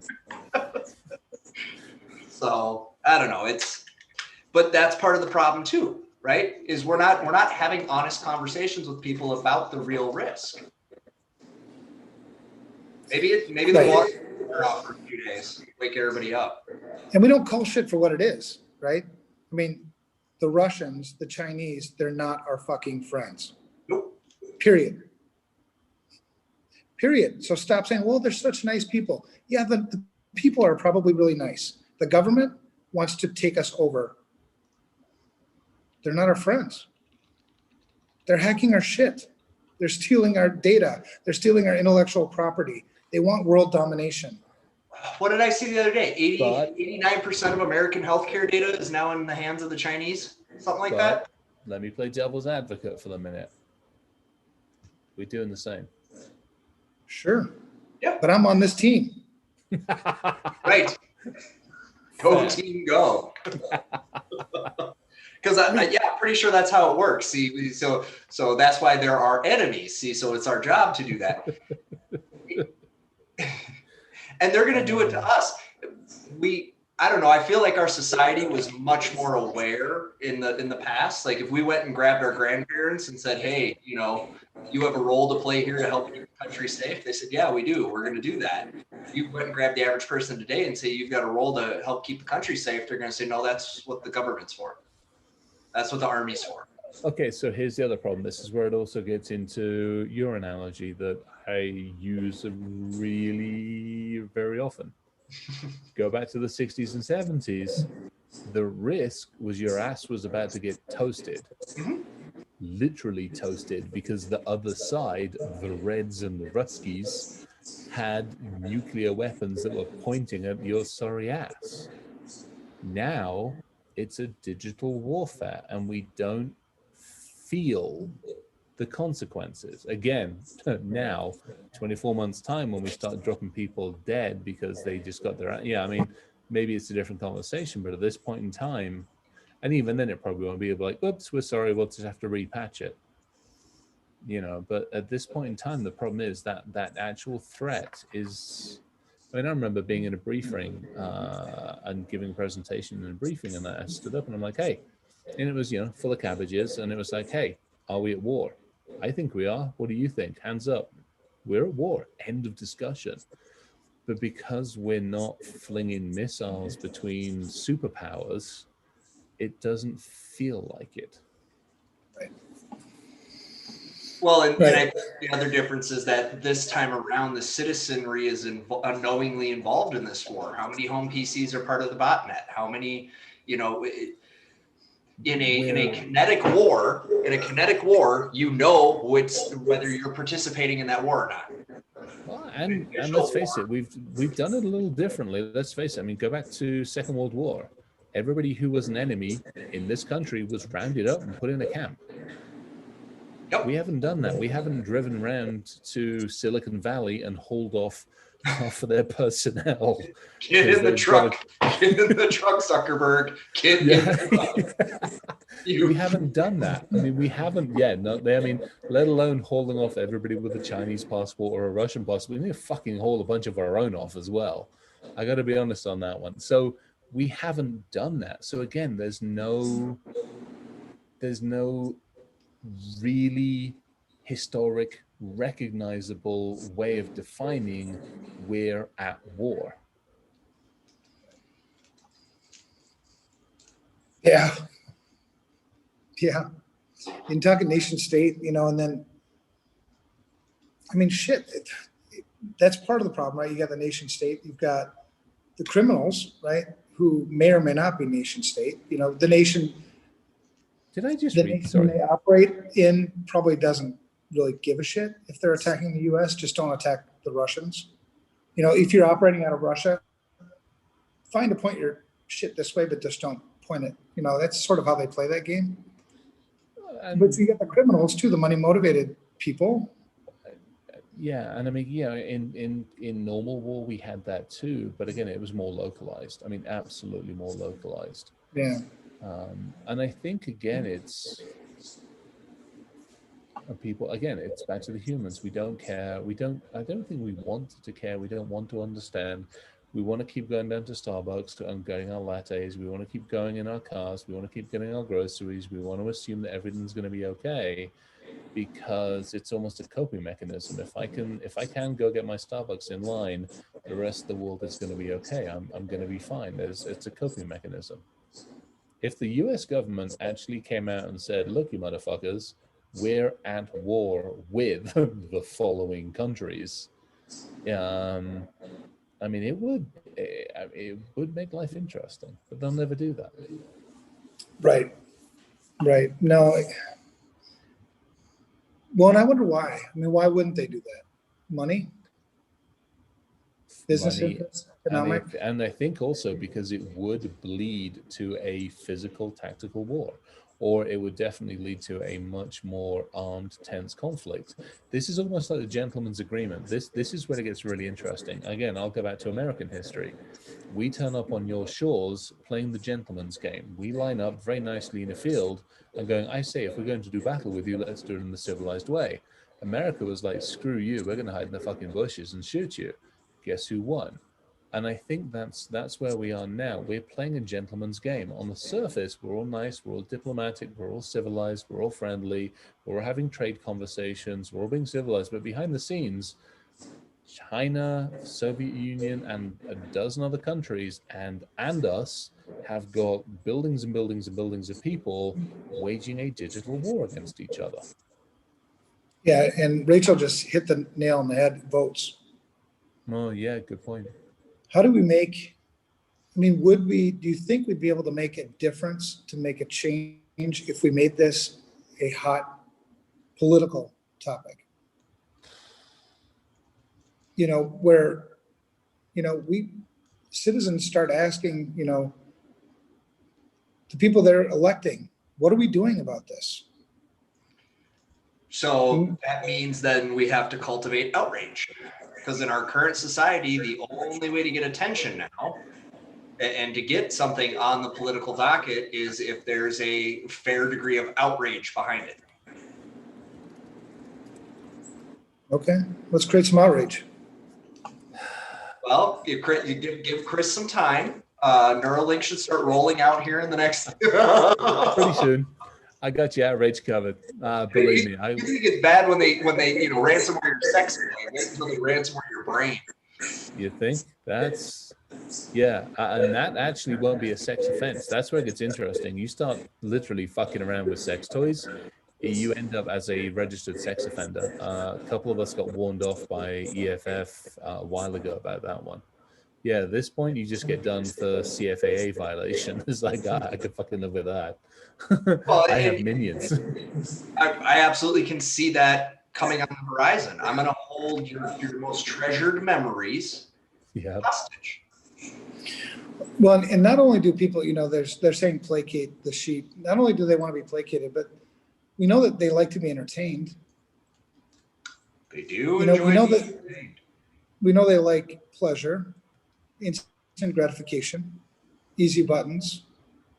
They like that shit. So why don't we make like a full feature, like Hollywood movie that actually takes the shit that we're going through right now, plays it out on where this leads, but in a way where people think, oh yeah, that's scary as shit.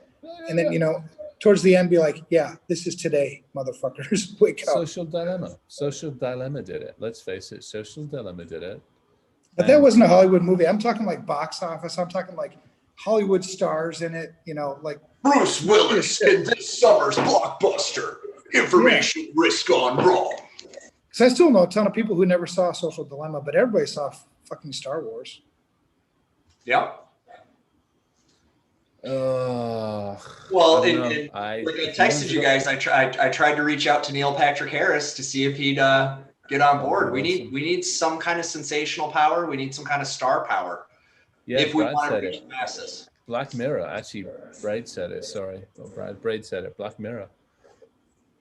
Chip, John. Yeah, I mean, we've done it. He's right. We've done these. These things have been done. Now, here's the problem. But not played it out though so closely to reality where it's like you can't fucking deny that the same shit you just watched on the screen is the same shit that's playing out in front of you right now. And then follow that up with an outrage thing. Follow it up with like, this is a call to action. How long are people going to remember that? Until they get out of the movie theater, or until they get home, or until tomorrow morning? People remember movies, man. I mean, fuck, I suck at remember movies. I can't remember lines from movies, but I have people quoting shit from, you know. Luke, I am your father. Right. You're quoting a movie from what, 30 years ago, 40 years ago? That I watched 2 days ago. Oh, because it's that good of a movie. Right. And there's not many. I gotta be honest. There's the part of the problem is remember years ago they only rolled out 1 or 2 blockbusters a year. Now they're rolling out 1 or 2 a week. So my problem is you'll spend 200 million and we'll get lost among the clutter. I bet. We gotta figure out some way to shake them up, man. Without, I mean, kill them. No, that's not legal. I can't do that. We won't have to. You're fucking neural uploads. I got you covered. It's amazing what you could short circuit. Remember that movie? We're just about to do it. It happened. Yeah. Let's try my idea first. No, I like my idea. If it fails, we'll go to yours. All right. Okay. I mean, we got to do something, man. We got to shake people up. It's got to be something sensational. It's got to be something in your face. It's got to be something long lasting. It's got to be so fucking impactful that you won't forget it. Remember Bruce Willis. So we talked about Bruce Willis, 2 minutes ago. Remember I don't know, whatever it was, number 3 or number 4, when it was the firestorm. Remember that one where it was, we're going to take down bits of the government, we're going to stop this from happening, we're going to stop transportation, we're going to fuck it all around, and we're going to create chaos. And P.S., we're also going to steal everything out of wherever the hell they're stealing it from. So that was done, apart from the very last part where they were stealing all the money, that was done for the right reasons. I would actually argue that that was done for the right reasons. That was done to prove a point. I mean, we joked about it earlier on, like, why don't we just turn the lights off for the United States for 10 minutes and go, told you so. I'm fine with that too. You want to make an impact? Take breakfast off the table. Breakfast? Nobody eats breakfast anymore. I'll turn over a couple of ships in Oakland Harbor, in San Fran Harbor, and 3 other harbors. The 5 of the 8, 5 of the top 10 harbors are over in this. I'll turn a ship over in the middle of the deep lanes, and I'll slow your ability to get food down. People lost toilet paper and they went fucking bananas. Do that again and go, we did this with 1 computer, a bottle of whiskey, and 3 default passwords. So fuck you, we can do it again whenever we want. That'll get people's attention, and I won't have killed anybody. All right, let's do it. Hang on. Your lawyer. No, well, I didn't. Hang on. No. Just keep talking for a second. Because we have to do something. I mean, can we sit idly by and just allow this to continue the way it's going?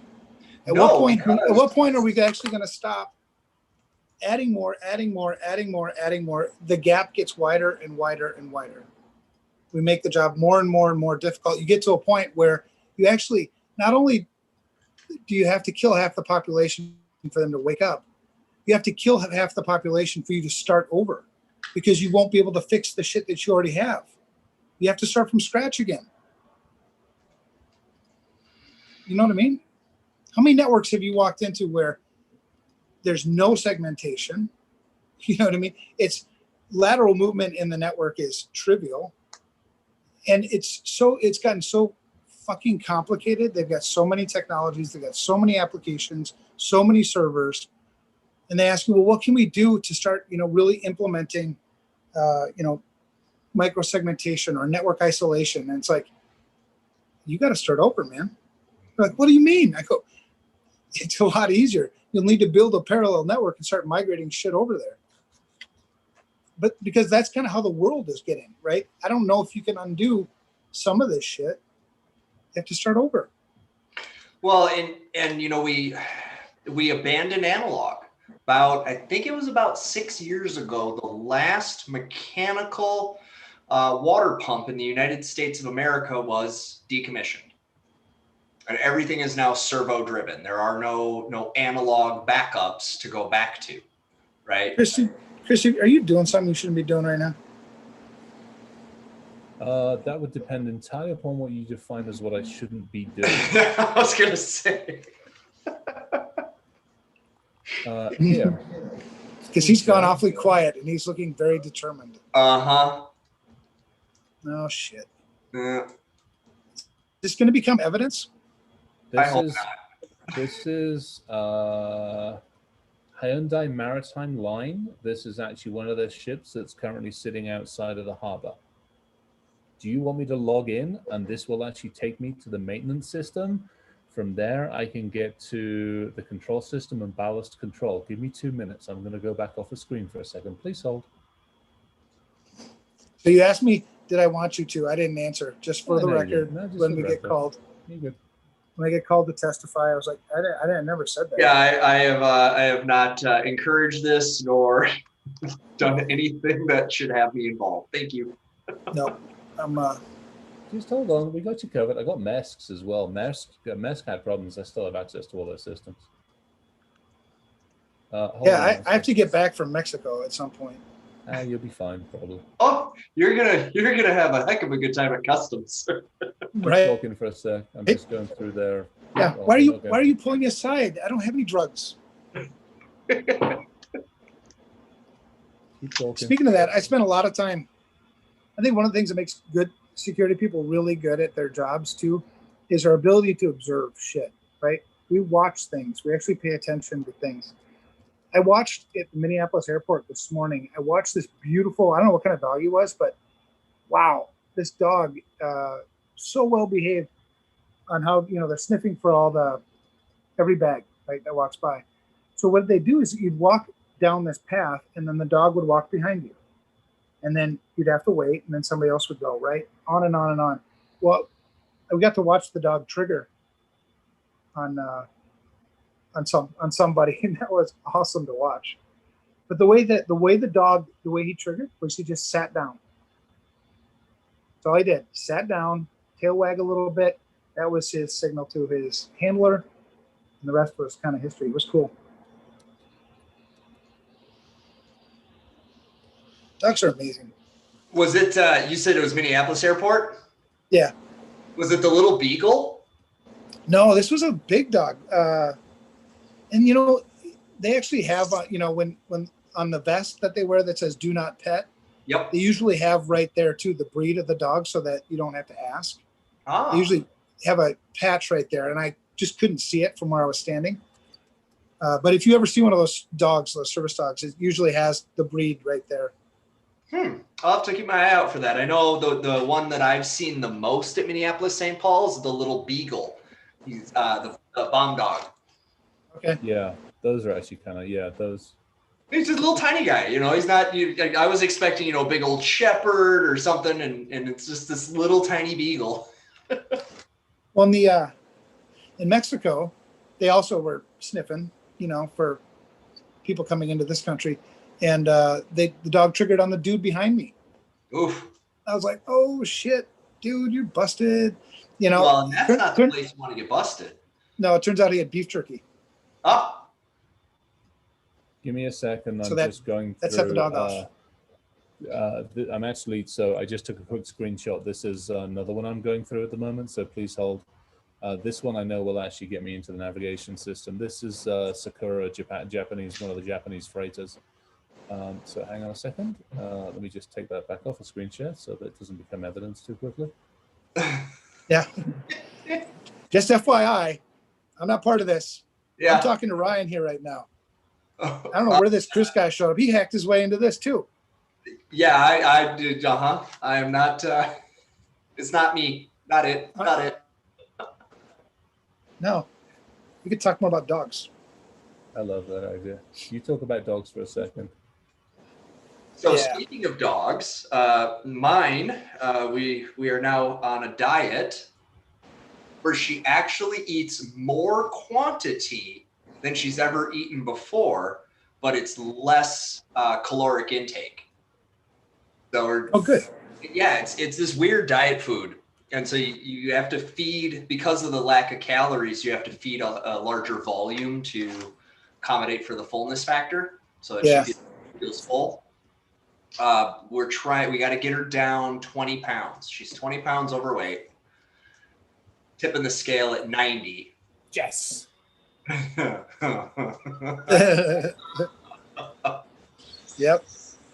I don't want to know. Please hold. Yeah. So then, well, as you know, I'm taking a mental health vacation here in a couple of weeks, and we got to board the dog. So that'll be interesting. We've never boarded her before, so it'll be interesting to see how that kind of plays out. We picked out a really nice place, but Your dog is so sweet though. She'll be fine. I think she will. She does okay with crates.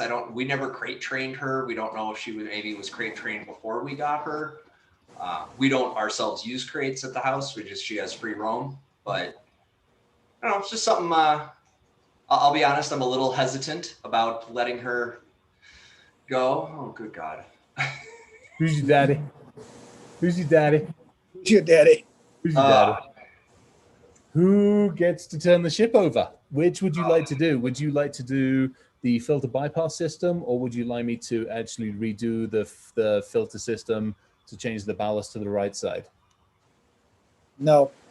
Come on, let me do it. Let me do it. Let me do it. Let me do it. Let me do it. I really want. No. No. I can't approve or endorse that. Having That said might be that, Not on this communication channel. Oh dear. All done. That was fun. Next. All right, I'll get No. out of there. We Those can talk damn North later. Korean, that damn North Korean grandma. I mean, she keeps on breaking into shit all over the place. I mean, that grandma, she's pretty damn good. No, boy. but what should be very scary is that was 7 minutes. Tops. Oh, he had his shit, man. He's got his arsenal. He's ready to go. Yeah, I know where all the ships are. I have a here. I'll show you. He didn't start from scratch here. No, I know. Oh hell no.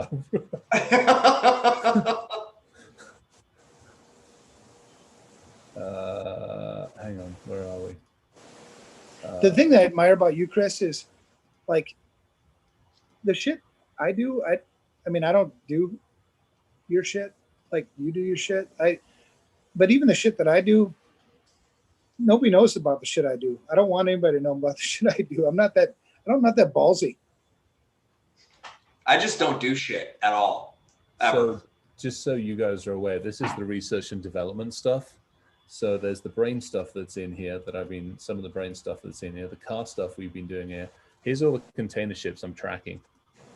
So AP, this is all the container ships. So this is a spreadsheet of basically all the where all the container ships are, what their architecture is, what the system is, what I can get into, what we can connect to, everything else.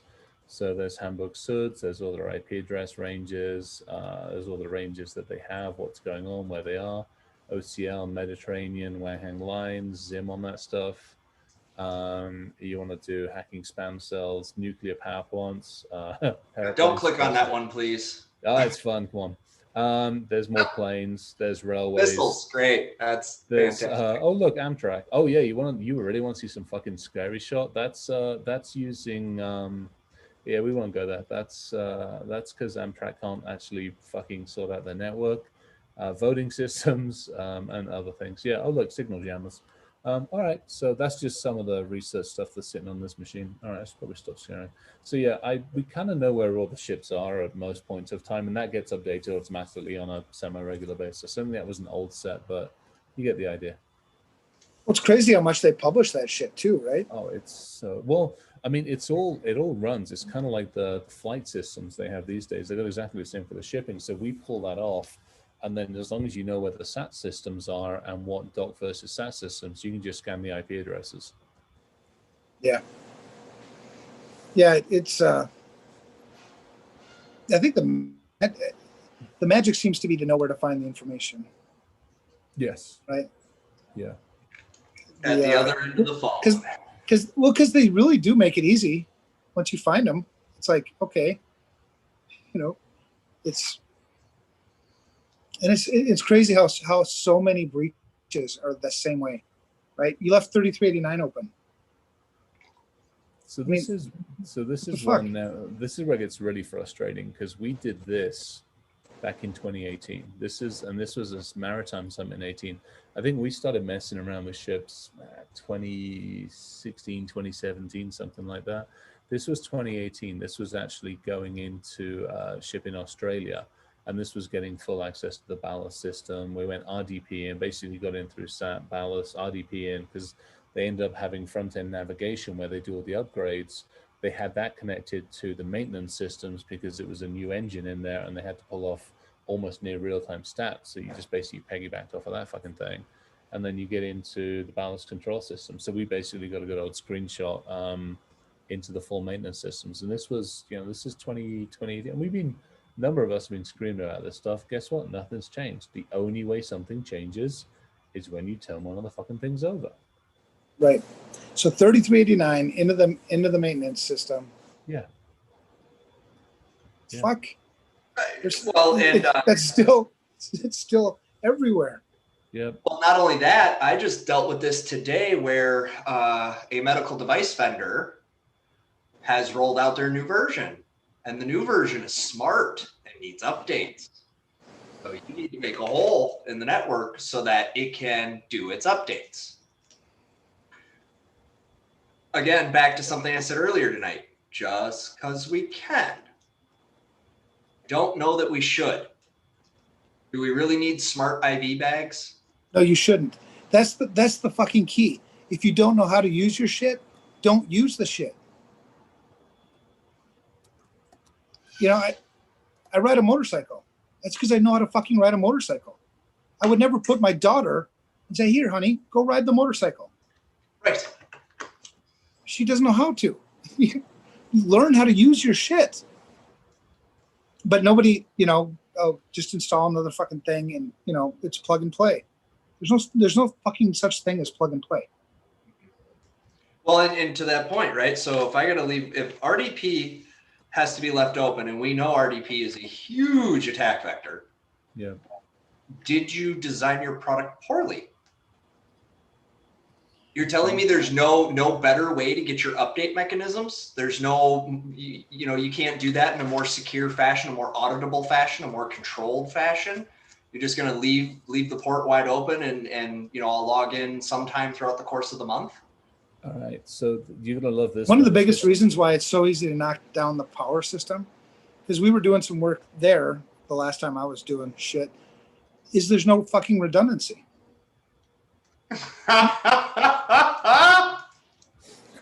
I'm not putting the IP address up. Please don't. I just screen captured it and dropped it into here. I actually just moved it to a different browser. I moved it out of Tor into this one.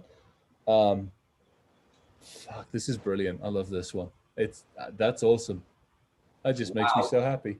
I'm gonna log in. I want to see if defaults work. They do. Admin. Pretty much. Or admin password. Admin password one. I won't do it just yet. I'll probably upset people if I do. There's probably people freaked out at this point. Who would be freaked out? They're not watching. No, it's true. They probably won't ever. I mean, you're running Windows 2000. It's not like they're watching what you're doing. Chip says, give me that IP. No, little buddy, I'm afraid I won't do it. It is too damn tempting. Yeah, no, that's just not going to happen. Yep. Oh, dear. Gentlemen. If you know how to find, that was fun. I enjoyed that. Thank you. It was a little bit of wake me up fun games. But that's the same way that's the same way our adversaries work too, right? Yeah. All you have to do is find the shit. It's trivial in most cases, right? There are the super sophisticated, things that do happen, but 99% of your attacks aren't that way. No. And they're not new. No. That's the other big problem. And we run into this all the time is that Vuln's been sitting on that environment forever. Right. Unmitigated for probably not even a good defendable reason. Right. Okay, so here's an interesting one. Not a good defendable reason through our eyes. But if it's a small to medium business or a larger company that's maybe had to go through some tough times, has gone through some better times, has gone through COVID, and they've always been focused on the business or the people, and in their mind, it works. I don't need to change it. It's okay. I don't need to deal with it. It's behind a closed door. I don't need to worry about it. Everything still does what it needs to. Therefore, I don't have to worry about it. That, I think, is where the challenge comes in as well. Well, and when I say that, I'm speaking in a business context because there are plenty of defendable reasons why a vulnerability is left in place. Yeah. Oh, totally. Yeah. Right. They're hey, look, the cost of the cure, right, it exceeded the cost of the risk. There's many valid reasons, but to your point, it's those organizations that don't even go through that part of the process where it's just like, well, if it ran yesterday, it runs today. And even those things that, you have to leave the vulnerability there. There are other mitigating controls. There are other things that you can put in place to make it a little less easy. Right. And that's, separation, segmentation, just simple, even keeping a set of freaking eyes on the damn thing. Just do something. Right. And that's the part that's frustrating because, even going back to I think it was just yesterday I was talking, maybe, I don't remember who I talked to, but somebody was asking me about the target breach. They'd heard that, And I told them how it took place, you know, and I said the same shit happens today. That was 2013, right? It was default, you know, a username and password, single factor authentication on a vendor portal, essentially off their homepage. And where did you land? You landed in a Citrix environment that was 2 major revisions behind. Yeah. Okay, but at least you're, you know, sort of in a sandbox, sort of, right? But then you had port 80 open to their intranet site because they would post things like announcements and news things, right? So you'd land in the Citrix environment, you had an icon, you double click the icon, it'd bring up the intranet site. What was on the intranet site?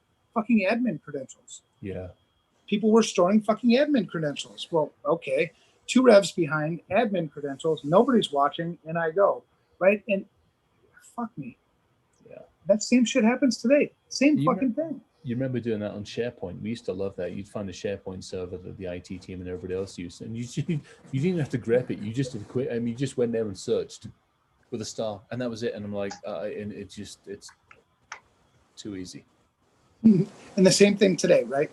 So we've got greed, right? So what motivates? So we stand in the middle, bad guys, good guys, I guess, and then us, you know, who are trying to do our best to help people. Yeah. So even though we have the powers to do some real evil shit, like some of the things that Chris, you could tip that ship over. Oh yeah. Give me another 10 minutes to figure out exactly what I'm looking at and Google the right commands to do it without setting off alarms. Yeah, that shit's done. But you won't do that because you're that guy in the middle who really gives a shit about people and you don't want to hurt people. So you've got the bad guys that are motivated by greed, maybe power. Greed, power, what else? Laziness. Maybe some other things. I'm sorry? Laziness. Laziness. Well, not the bad guys, probably the good guys. No, the bad guys are lazy. They don't want to work for their money. They want to steal it from somebody else. I see that. Oh, there you go. Okay. But then you've got, because I think there's a duality to the problem, right? When we say about people who, right? The adversaries, they're motivated by these things. You've got, I don't even know what to call them. The victims, the potential victims, whatever you want to call those others, they're ignorant. They're lazy. They want the instant gratification. They want the cool new gadget. They want the blinky lights, the sexy shit, right? And they don't want to do the hard work of the fundamentals. Right. And I feel like we're people, like the people that are in this industry for the right reasons, we're trying to fight it from both sides. We're like, fuck, I'm trying to defend against this shit over here. And I'm trying to educate you so you don't fucking make it so easy for them all the time. Mm-hmm. So the root of the problem is maybe there's, I don't know, maybe it's us. We can't figure out how to make these things connect.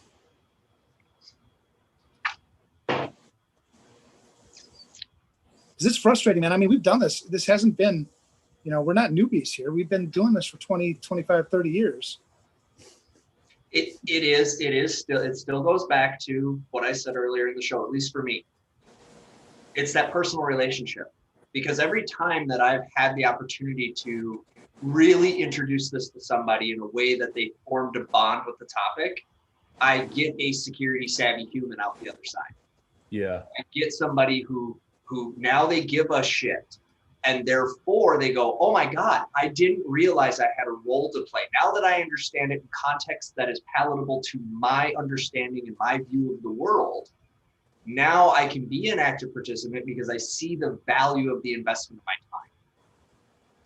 That, for me, is the biggest barrier to all of this, is the value prop. Why do I, because we're asking, whether it's on the business side or the end user side, we are asking them to change a behavior and to spend time doing it. Yeah. And if we can't clearly articulate the value of that, and so what we use instead is, well, potentials. Hey, you're potentially at risk. Potentially this could happen to you. Yeah, well, the potential in one hand and shit in the other, see which one weighs more. But if you, and the hard part is so far I've been most successful on that one-on-one level. Small groups I generally do pretty good in, but the bigger the audience becomes, the less personal you can make that connection. Yeah. right? I've had the same thing. So then how do we replicate that? Well, everybody listening tonight is part of the solution. Right.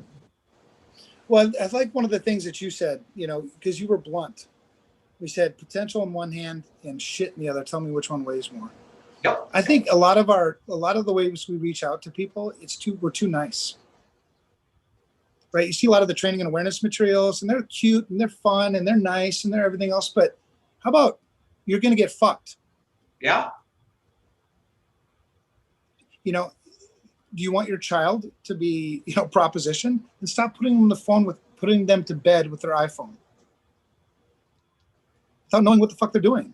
I think we just need to maybe that's part of it too. It's just more like in your face. I'm not telling you this because none of the shit that I'm telling you isn't not true. It's all true. Maybe we just take a spin around the neighborhood, open a few garage doors, go up to the houses and use that as an opportunity. Hi, notice your garage door just magically opened by itself. No, because we'll get shot. That's the problem. I know. Yeah, no, actually, Alette just said it. It's actually, so it's a version of that. Make it a religion. It has to be a relationship the tie back there for me, I personally, I don't like religion. It's relationship. Right. Yeah. But there has to be that relationship. Like, yep. Otherwise you don't give a shit. Yep. You just don't. There's too many other things to worry about. When I'm worried about protecting my family, I'm worried about protecting imminent danger. I don't spend a lot of time worrying about things that could, maybe, possibly, potentially happen. Right? Because we just don't have that capacity as humans. I don't believe. I could be completely wrong, but I don't believe that we have infinite capacity to worry about limitless list of things. And in our current society, there's a lot on that list. Yeah. I love the idea about the grassroots, but the problem is, I don't think we've been trying grassroots for long enough, and grassroots hasn't done it. If grassroots had done it, we'd be making an impact. It wouldn't be 6 trillion. It'd be $500 billion or 1 trillion, or we would be reversing the trend, or we'd at least see some slowdown. We're not. We're seeing exponential increase in the volume, quantity, attack system. I'll go back to it. I want more dead people. I want more dead people. I wonder what it would take to get a Kardashian, right? How much does that cost? Maybe we were spending the wrong money in the wrong places. I know it. Trust me, I vomited a little when I said it. Yeah. But holy shit, the reach those people have. True. So, and they love money. So maybe why did what you just said taste like shit? I know, right? I can smell it coming off me as I say it. But maybe that's it. Maybe we just need to take some of these dollars, these marketing dollars, and just go grab a couple celebs and get them to do some spots on TikTok. They do that now, but they do it for the wrong reasons. You get the Kardashians. Do it, to Evan's point, to scare. Hey, this is a PSA. The old, this is your brain on drugs. This is your child's brain on a cell phone. This is, something. Because we, at least in this country, have celebrity worship. And so if a celebrity says it, automatically everybody just jumps on board. Right. Well, and the way we've misused fear in our industry before is we misused fear to sell shit. Yeah, that's part of it. Yeah, that is. If we're gonna push fear, we can't sell shit, which is good, right? We have to do it. Like, no, this is a PS. Do these fucking things, or give them the things that they need. And you gotta. I think a lot of things, maybe leverage the community more. I don't. We are 7 people away from everyone on Earth. Somebody. Except for the Chinese, man. I'm not 7 from them. Yeah. Oh, bless. But, that I think that's it. We have to get the community involved. And to quote Rachel, right, we have to get off the island. we need emissaries and missionaries from the other side of the fence who don't even understand any of the detail about this, but for the right dollar will use their voice and influence to spread our message. I think it is a PSA thing. I don't know how else to do it. How do you reach the masses? Sports? Well, so let me ask you this, because so if we could get the potential victim-y people to care, to be risk aware, not risk ignorant. Mm-hmm. If we could do that, number one, at the same time, get the people hawking shitty products for wrong reasons in our industry to stop.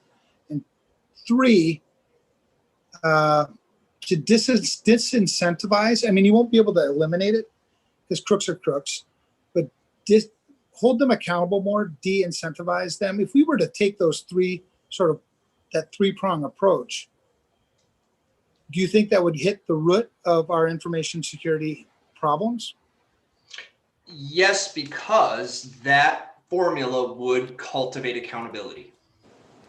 Because when the average citizen becomes risk aware, the average citizen then begins to ask questions.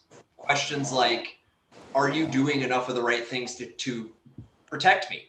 Why is that vendor allowed to sell that product that doesn't work when no other place in the entire ecosystem of commerce is that allowed to happen?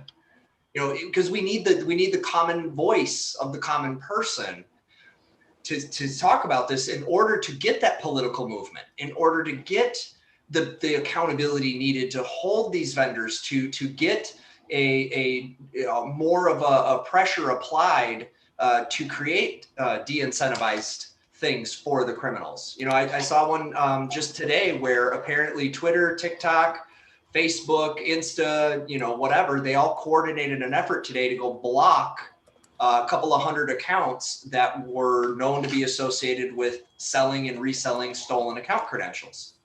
And they did it as a coordinated effort.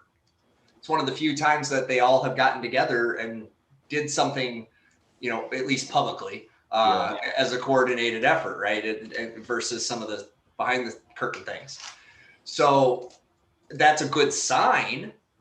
Of course, when I saw that, I went, okay, so what credential set did they have that somebody wanted removed, from either one of those companies or one of the agencies? But if we, as people, start to demand those accountabilities from those vendors and from, the companies that do this, I think that's how we get to the root. But without that accountability, they're just going to keep making money hand over fist. And all right, so mentally, this is just the picture I see, and tell me if this is making sense to you, if you see the same thing. The root of all our problems is people, right? And then it branches out from there, right? You've got the different types of people. You've got the ignorant, the greedy, powerful, whatever, right? So kind of those three categories. And I think you have to hit all three of them, because you can't just fix people, right? You can't just wave a magic wand and it seems to branch out really quickly. When you look at the root of the problem, if it's people, boom, they've got emotions, they've got motivations, they've got shit, whatever. Because it seems to me like if we hit those three things, and I don't know the solutions, right? Otherwise I'd do them. Yeah. That's a whole nother discussion. But it does seem reasonable that if we got people to give a shit, if we held vendors accountable for the shit they sell, and if we created some actual laws that actually worked in protecting our country from, adversaries coming, whatever, criminals, whatever. It seems like if we hit those kind of three things, that we would go a long ways towards fixing a lot of shit. You guys feel it? That's a Chris yes. I'll go if you get a critical mass. If you Right, get that critical mass, that's that critical mass that's needed. That's the critical mass. Well, I don't know this, and I don't know the solutions. I think, but I can't create. We can't create solutions until we identify the problems that we're trying to solve. The vendors accountable is a huge one. That's a huge one. I mean, no two ways about it. I think that's one of the ones that we keep talking about, that we keep hey, We've got to do that. And part of that comes down to educating, and part of that comes down to making people care. But simply Right. calling them out, holding them accountable, and saying, hey, and to me, it's like it is getting the people here. It's also getting more people. It's just like, okay, you know, to Aisha's point, it's like, how do we get a bigger grassroots? We got to go way beyond grassroots. And that's where I'm like, I don't know how the hell we do that effectively. Well, I think if we had done, I mean, if these are the problems, well, then we should spitball all kinds of different possible solutions. What have we tried before? How did it work out? You know, it's the scientific method, right? You tried this, well, that didn't work. Okay, change the formula a little bit. How did that work? Well, that fucked up too. Yeah, I mean, until you can kind of dial it in, like, okay, this fixes that, because we're going to need to pull in people like Chris Hadnagy, right? I saw today that he just got invited to do Psychology Today. We need to social engineer the entire fucking world. Right, effectively, preferably all right at once. Yeah. And people like Chris, you know, with the research he's been doing and the cool shit he's been doing, I mean, you get those types of people, because Chris wouldn't have the answer himself either. Right. But groups of people like Chris, because Chris is also in it for the right reasons. Yeah, exactly. I trust somebody like Chris, you know. You know, actually, okay, so here's a good one. You just said it. He's in it for the right reasons. What I think might not be a bad idea, and what I don't feel we have, is a good sense or a good group or a good quorum of who is in it for the right reasons. You know, I think that's, you know, we all have our ideas. We all have people that we care about. I mean, there's people I keep in contact with on LinkedIn, on Twitter, who I know are in it for the right reasons. There's also people I know who are in it for the wrong reasons. To me, there almost needs to be, I hate to say it, almost, you remember the IBM listservs? We almost need that kind of a group. And it's, you know, get your ass in, whether you're proactive or not, but at least I want people in a central place who are in it for the right reasons, because then we can go, hey, you know, fucking Clown Strike. Who do we know at Clown Strike that we can go, get your shit in order? And there's 1,000 people all of a sudden send a message going, get your shit in order. Yeah, not just getting your shit in order, but let's change some fucking laws. Right. If your shit doesn't work and it causes me damage, I should be able to sue you for that. Now, you caused me. Here's my caveat. Loss. Here's my caveat on this one. The three of us work well together. Arguably, the three of us and most of the folks that are on the message, so now we got 20 odd people, there gets to be a critical mass. And I've seen it with, you know, I love 303. It's my family. But 303 often feels like a very dysfunctional family. They're still family, but good grief alive, they're dysfunctional. And we see that with a lot of the other hacking groups. 2600 is another one where family, but man, they can be dysfunctional as all snot. My worry is we get 1,000 people and we can't even agree on what direction to face, let alone who to go yell at. Well, no, and I think that's where it comes. I mean, I think what keeps that potentially really focused is a really tight mission. Okay, that's fair. You're in this group. You're in this mission statement. Yeah, you're in this group for this reason and this reason only. That means you'll take your ego aside. Is it going to fix the mission or not? If it, you know, and I think structure also makes a huge difference, right? You can't have 1,000 people unanimously agree on something. You're going to have a small group that's going to make decisions on behalf of all of them. But everybody had a chance to voice. Everybody was heard. Transparency becomes really huge. Like, we made the decision that we made for these reasons. We heard all of these things moving forward. You know what I mean? And if you can't get in line, well, then you have to question, you know, how committed to the mission actually are you? Well, that's the weeding in, weeding out process. I think to your point, to both your guys' point, that mission, what are we here to do? What are we here to solve? What are we not here to do? Leave your egos at the door, leave your biases at the door, leave your whatever at the door. We're here for one focus, or three focuses only. That's it. End of discussion. No personal shit. This is, basically, as Matt said, an army, a military structure, without being labeled as a terrorist group or a bunch of militants. Right. That's what we do. We're not making a militia. I don't know. Geek militia. I'd be up for geek militia. I got zero. I got this covered. Between Jesse and I and a few of us, we probably got the weaponry covered. Yeah, let's not go there.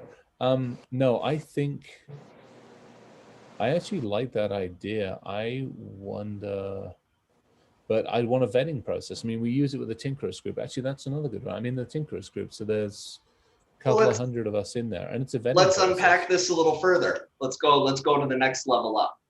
So what if there was a nonprofit organization that had a volunteer membership, and part of doing the good would be to help do things like evaluate honestly the products and services in the marketplace, and we do that as that's one part, right? I mean, that's one thing. We do that as a give to those that can't afford this stuff, that don't have those mechanisms, right? It's part of the creating the awareness and doing the good. So what's going to give me that opportunity to talk to my small local grocer about why this is an important topic is if I have something to offer a value. Mm-hmm. Right? No, for sure, man. Because then now I've come in with value in hand, and so they're like, oh, hey, yeah, that's worth my time. I'm now going to listen. Right, and Chris, it's awesome that you mentioned that, because that was actually an idea that I had. I was almost going to text you that when we were called, the influencer thing, whatever the hell that was, which I'm grateful for. But I thought to myself, how cool would it be if you had the 100 most influential people in an industry get together, band together, and obviously this wouldn't happen because some of those on that list are, you know what I mean? Yeah, but I get where you're going with it. Yeah.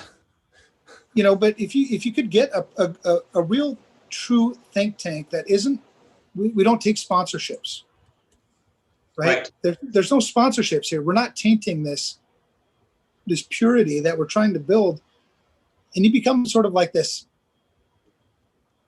People will listen because not only do you have people like you, people love hearing you, man. I love hearing you. Same with Ryan. I mean, I love hearing you guys. Same, yeah. And other people do too. But if you get more and they bring their groups in, and I mean, I think there is something here, because the alternative. I mean, I fucking hate losing. And I'm not going to just sit back and say, oh yeah, well, we're just going to have half the population die. I mean, maybe that's what is going to happen, but I'm going to really die. I'm going to die myself. Fight along the way. Yeah, no, I'm with you. I don't, but that's the ultimate to me. That unfortunately, that appears to be the only way that we currently know how to make people pay attention. Right. No, I like it. I think you're right. Top 100, not a top 100, a good, solid 100 people. And honestly, I want a balance. I don't just want people who already have influence. I want people who have the passion, have the drive, have the desire, have the focus. That I think as well. Because let me take. So I'll take this one on. I'll start this. I'll start with a mission.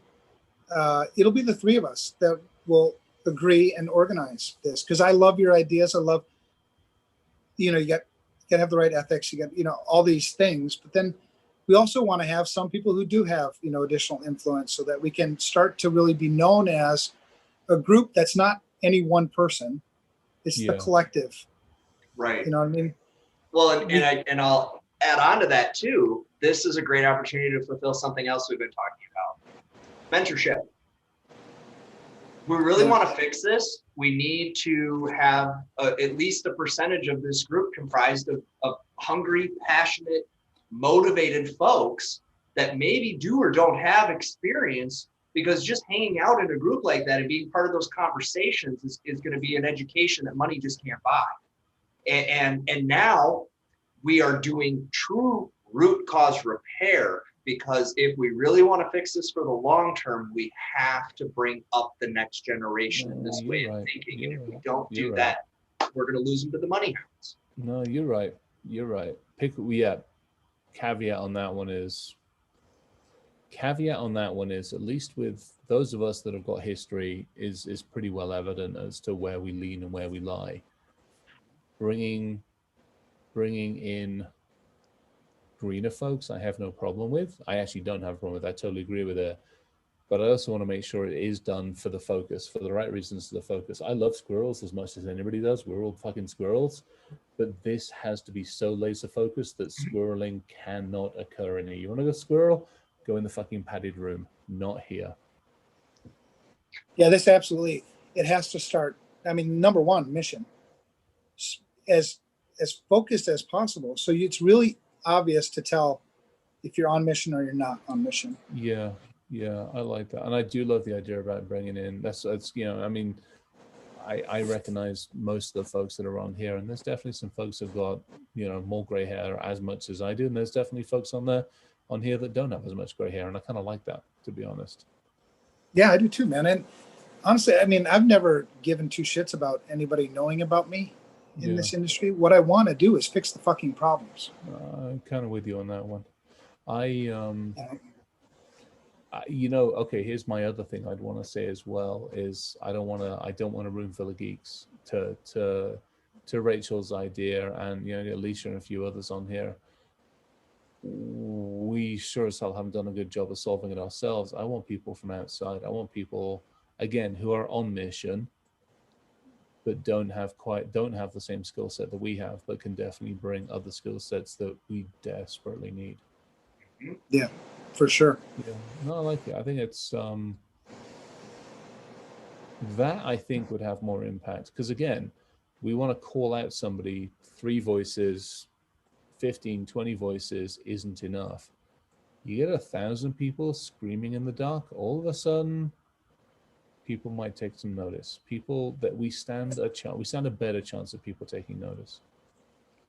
But right, for sure. But it has to be one voice. It has to be every single one of those 1,000 voices has to scream in unison. I can't remember who said it. Somebody, I think it was Matt or somebody said, without getting militia-like, it has to be militia-like. It has to be a military. It's like, hey, this is our target. Our target is Clan Strike, because they keep saying they've got fucking AI perfectness, and our target is, Fart Trace, because they keep saying that they're absolutely, or whatever it might be. It's like, hey, we've got to hold the industry accountable, professionally accountable, but we've got to hold the industry accountable. Right, and and we've talked about it before. Even if we don't. I mean, obviously, if you break certain rules, you should be called out. But what the hell are those rules that you're breaking? Because I think, not having those rules defined, and we've talked about having certifications for things, right? So your product doesn't do what you said it's going to do. It just didn't meet the specs. Sorry. It's moral. To me, it goes beyond just the legal shit and the marketing. It's the moral. It's like, look, you promised me 100%. Where's your accountability? How you demonstrate to me your invisible fucking processes, and I might believe you. But if all you're doing is reciting something that somebody told you, and the marketing shit that somebody made up that sells it to 95%, you're about to get 1,000 nasty inbound emails. And by the way, probably 500 of those are going to put fucking posts on LinkedIn. Well, and I think, having, right. And I think having these voices too gives us the ability to lobby. I want to be careful. I want to be really, really careful. I'm not disputing that. I'm so scary about that stuff. Well, I'm not so scary if you create the right laws, if you create the right rules, and so if we're the ones, I mean, if this is a thing a group that becomes one that can create the right rules, and then, you lobby for it here, pass this. Almost and like then and then, the 1,000 voices in the dark are all going to be screaming again because you fucking fucked it up. Almost like EFF to some degree, but without maybe quite. I mean, I will fight for EFF. I recognize it has its issues, and I recognize it has its challenges, but they have helped me and saved me on more occasions than I actually can count on one hand. Right. But I would something like that maybe doesn't have quite the polarizing effect, shall we say. Again, single focus. Yeah, that's interesting. Rachel's, yeah, short night did not, oh, yeah, you very know the short night did not occur. Yeah, no shit. Wow. We really got going on this one. Oh, damn. All right. One thing I guess I'm going to put that together. I'll put together the draft, send it to you guys. We'll see where it goes from there. Yeah, I'd like it. We've got to figure out how and the where and all the mechanisms behind it. But, you know, you guys are right. 1,000 voices are way, 100 voices are way more ineffective than the 3 of us plus 20 odd listing as well. And I'm going to state those 3 problems. I'm going to state the people part, and then I'm going to diagram out just so it's clear, because you guys may not agree, right? Or, you know, you want to tweak it and make it clearer. I'll put that together too, just so because I think we're onto something. Well, and then the last piece I'll add, and then I'm going to close out because I need to get some sleep myself. But one of the cool things that I think will come out of something like this is the free resources for folks. So, you know, 100 of the you know, great minds have put together this checklist for any vendor that you're evaluating. You know, they help empower them. Stop having paywalls. You know, I'm very proud of what we've done at Security Studio by making a policy, something that was very expensive and inaccessible, freely give it away. FR Secure, very proud of them, freely gives away an incident response template. Yeah. How hard and how long did we have to work to even find examples of that, to build our own, to do any of that? And there's still that paywall. So I'm hopeful that one of the things that comes out of this think tank, if you will, is some of those artifacts. Here's the guidebook for how to ask questions about invisible processes. Here's a short, sweet, but to the point checklist that is a bullshit detector for this vendor when you're doing your demo call. Ask them these 10 questions, and if they can't answer them, probably not worth doing business with. Right. So that's my 2 cents on it. Now I'm going to shut up. Great job tonight, guys. Thank you so much. Yeah, this was a good one. Thank you, guys. Much appreciated. I love how when you guys take me down these paths of like, oh yeah, shit, I got to think tonight. I was supposed to be sleeping, but now I'm thinking. Yeah, I was wiped. I got to be honest. I was up for a short night for a whole bunch of reasons, but this was good. I'm glad we did this. Always, and for everybody hanging out. Amazing comments this evening in the chat. Just fantastic. So thank you, everybody. All right, take care, you guys. Love you. Yeah, Be safe. You guys. Stay safe down there. Yeah, please stay safe down there. Talk to you soon. Bye.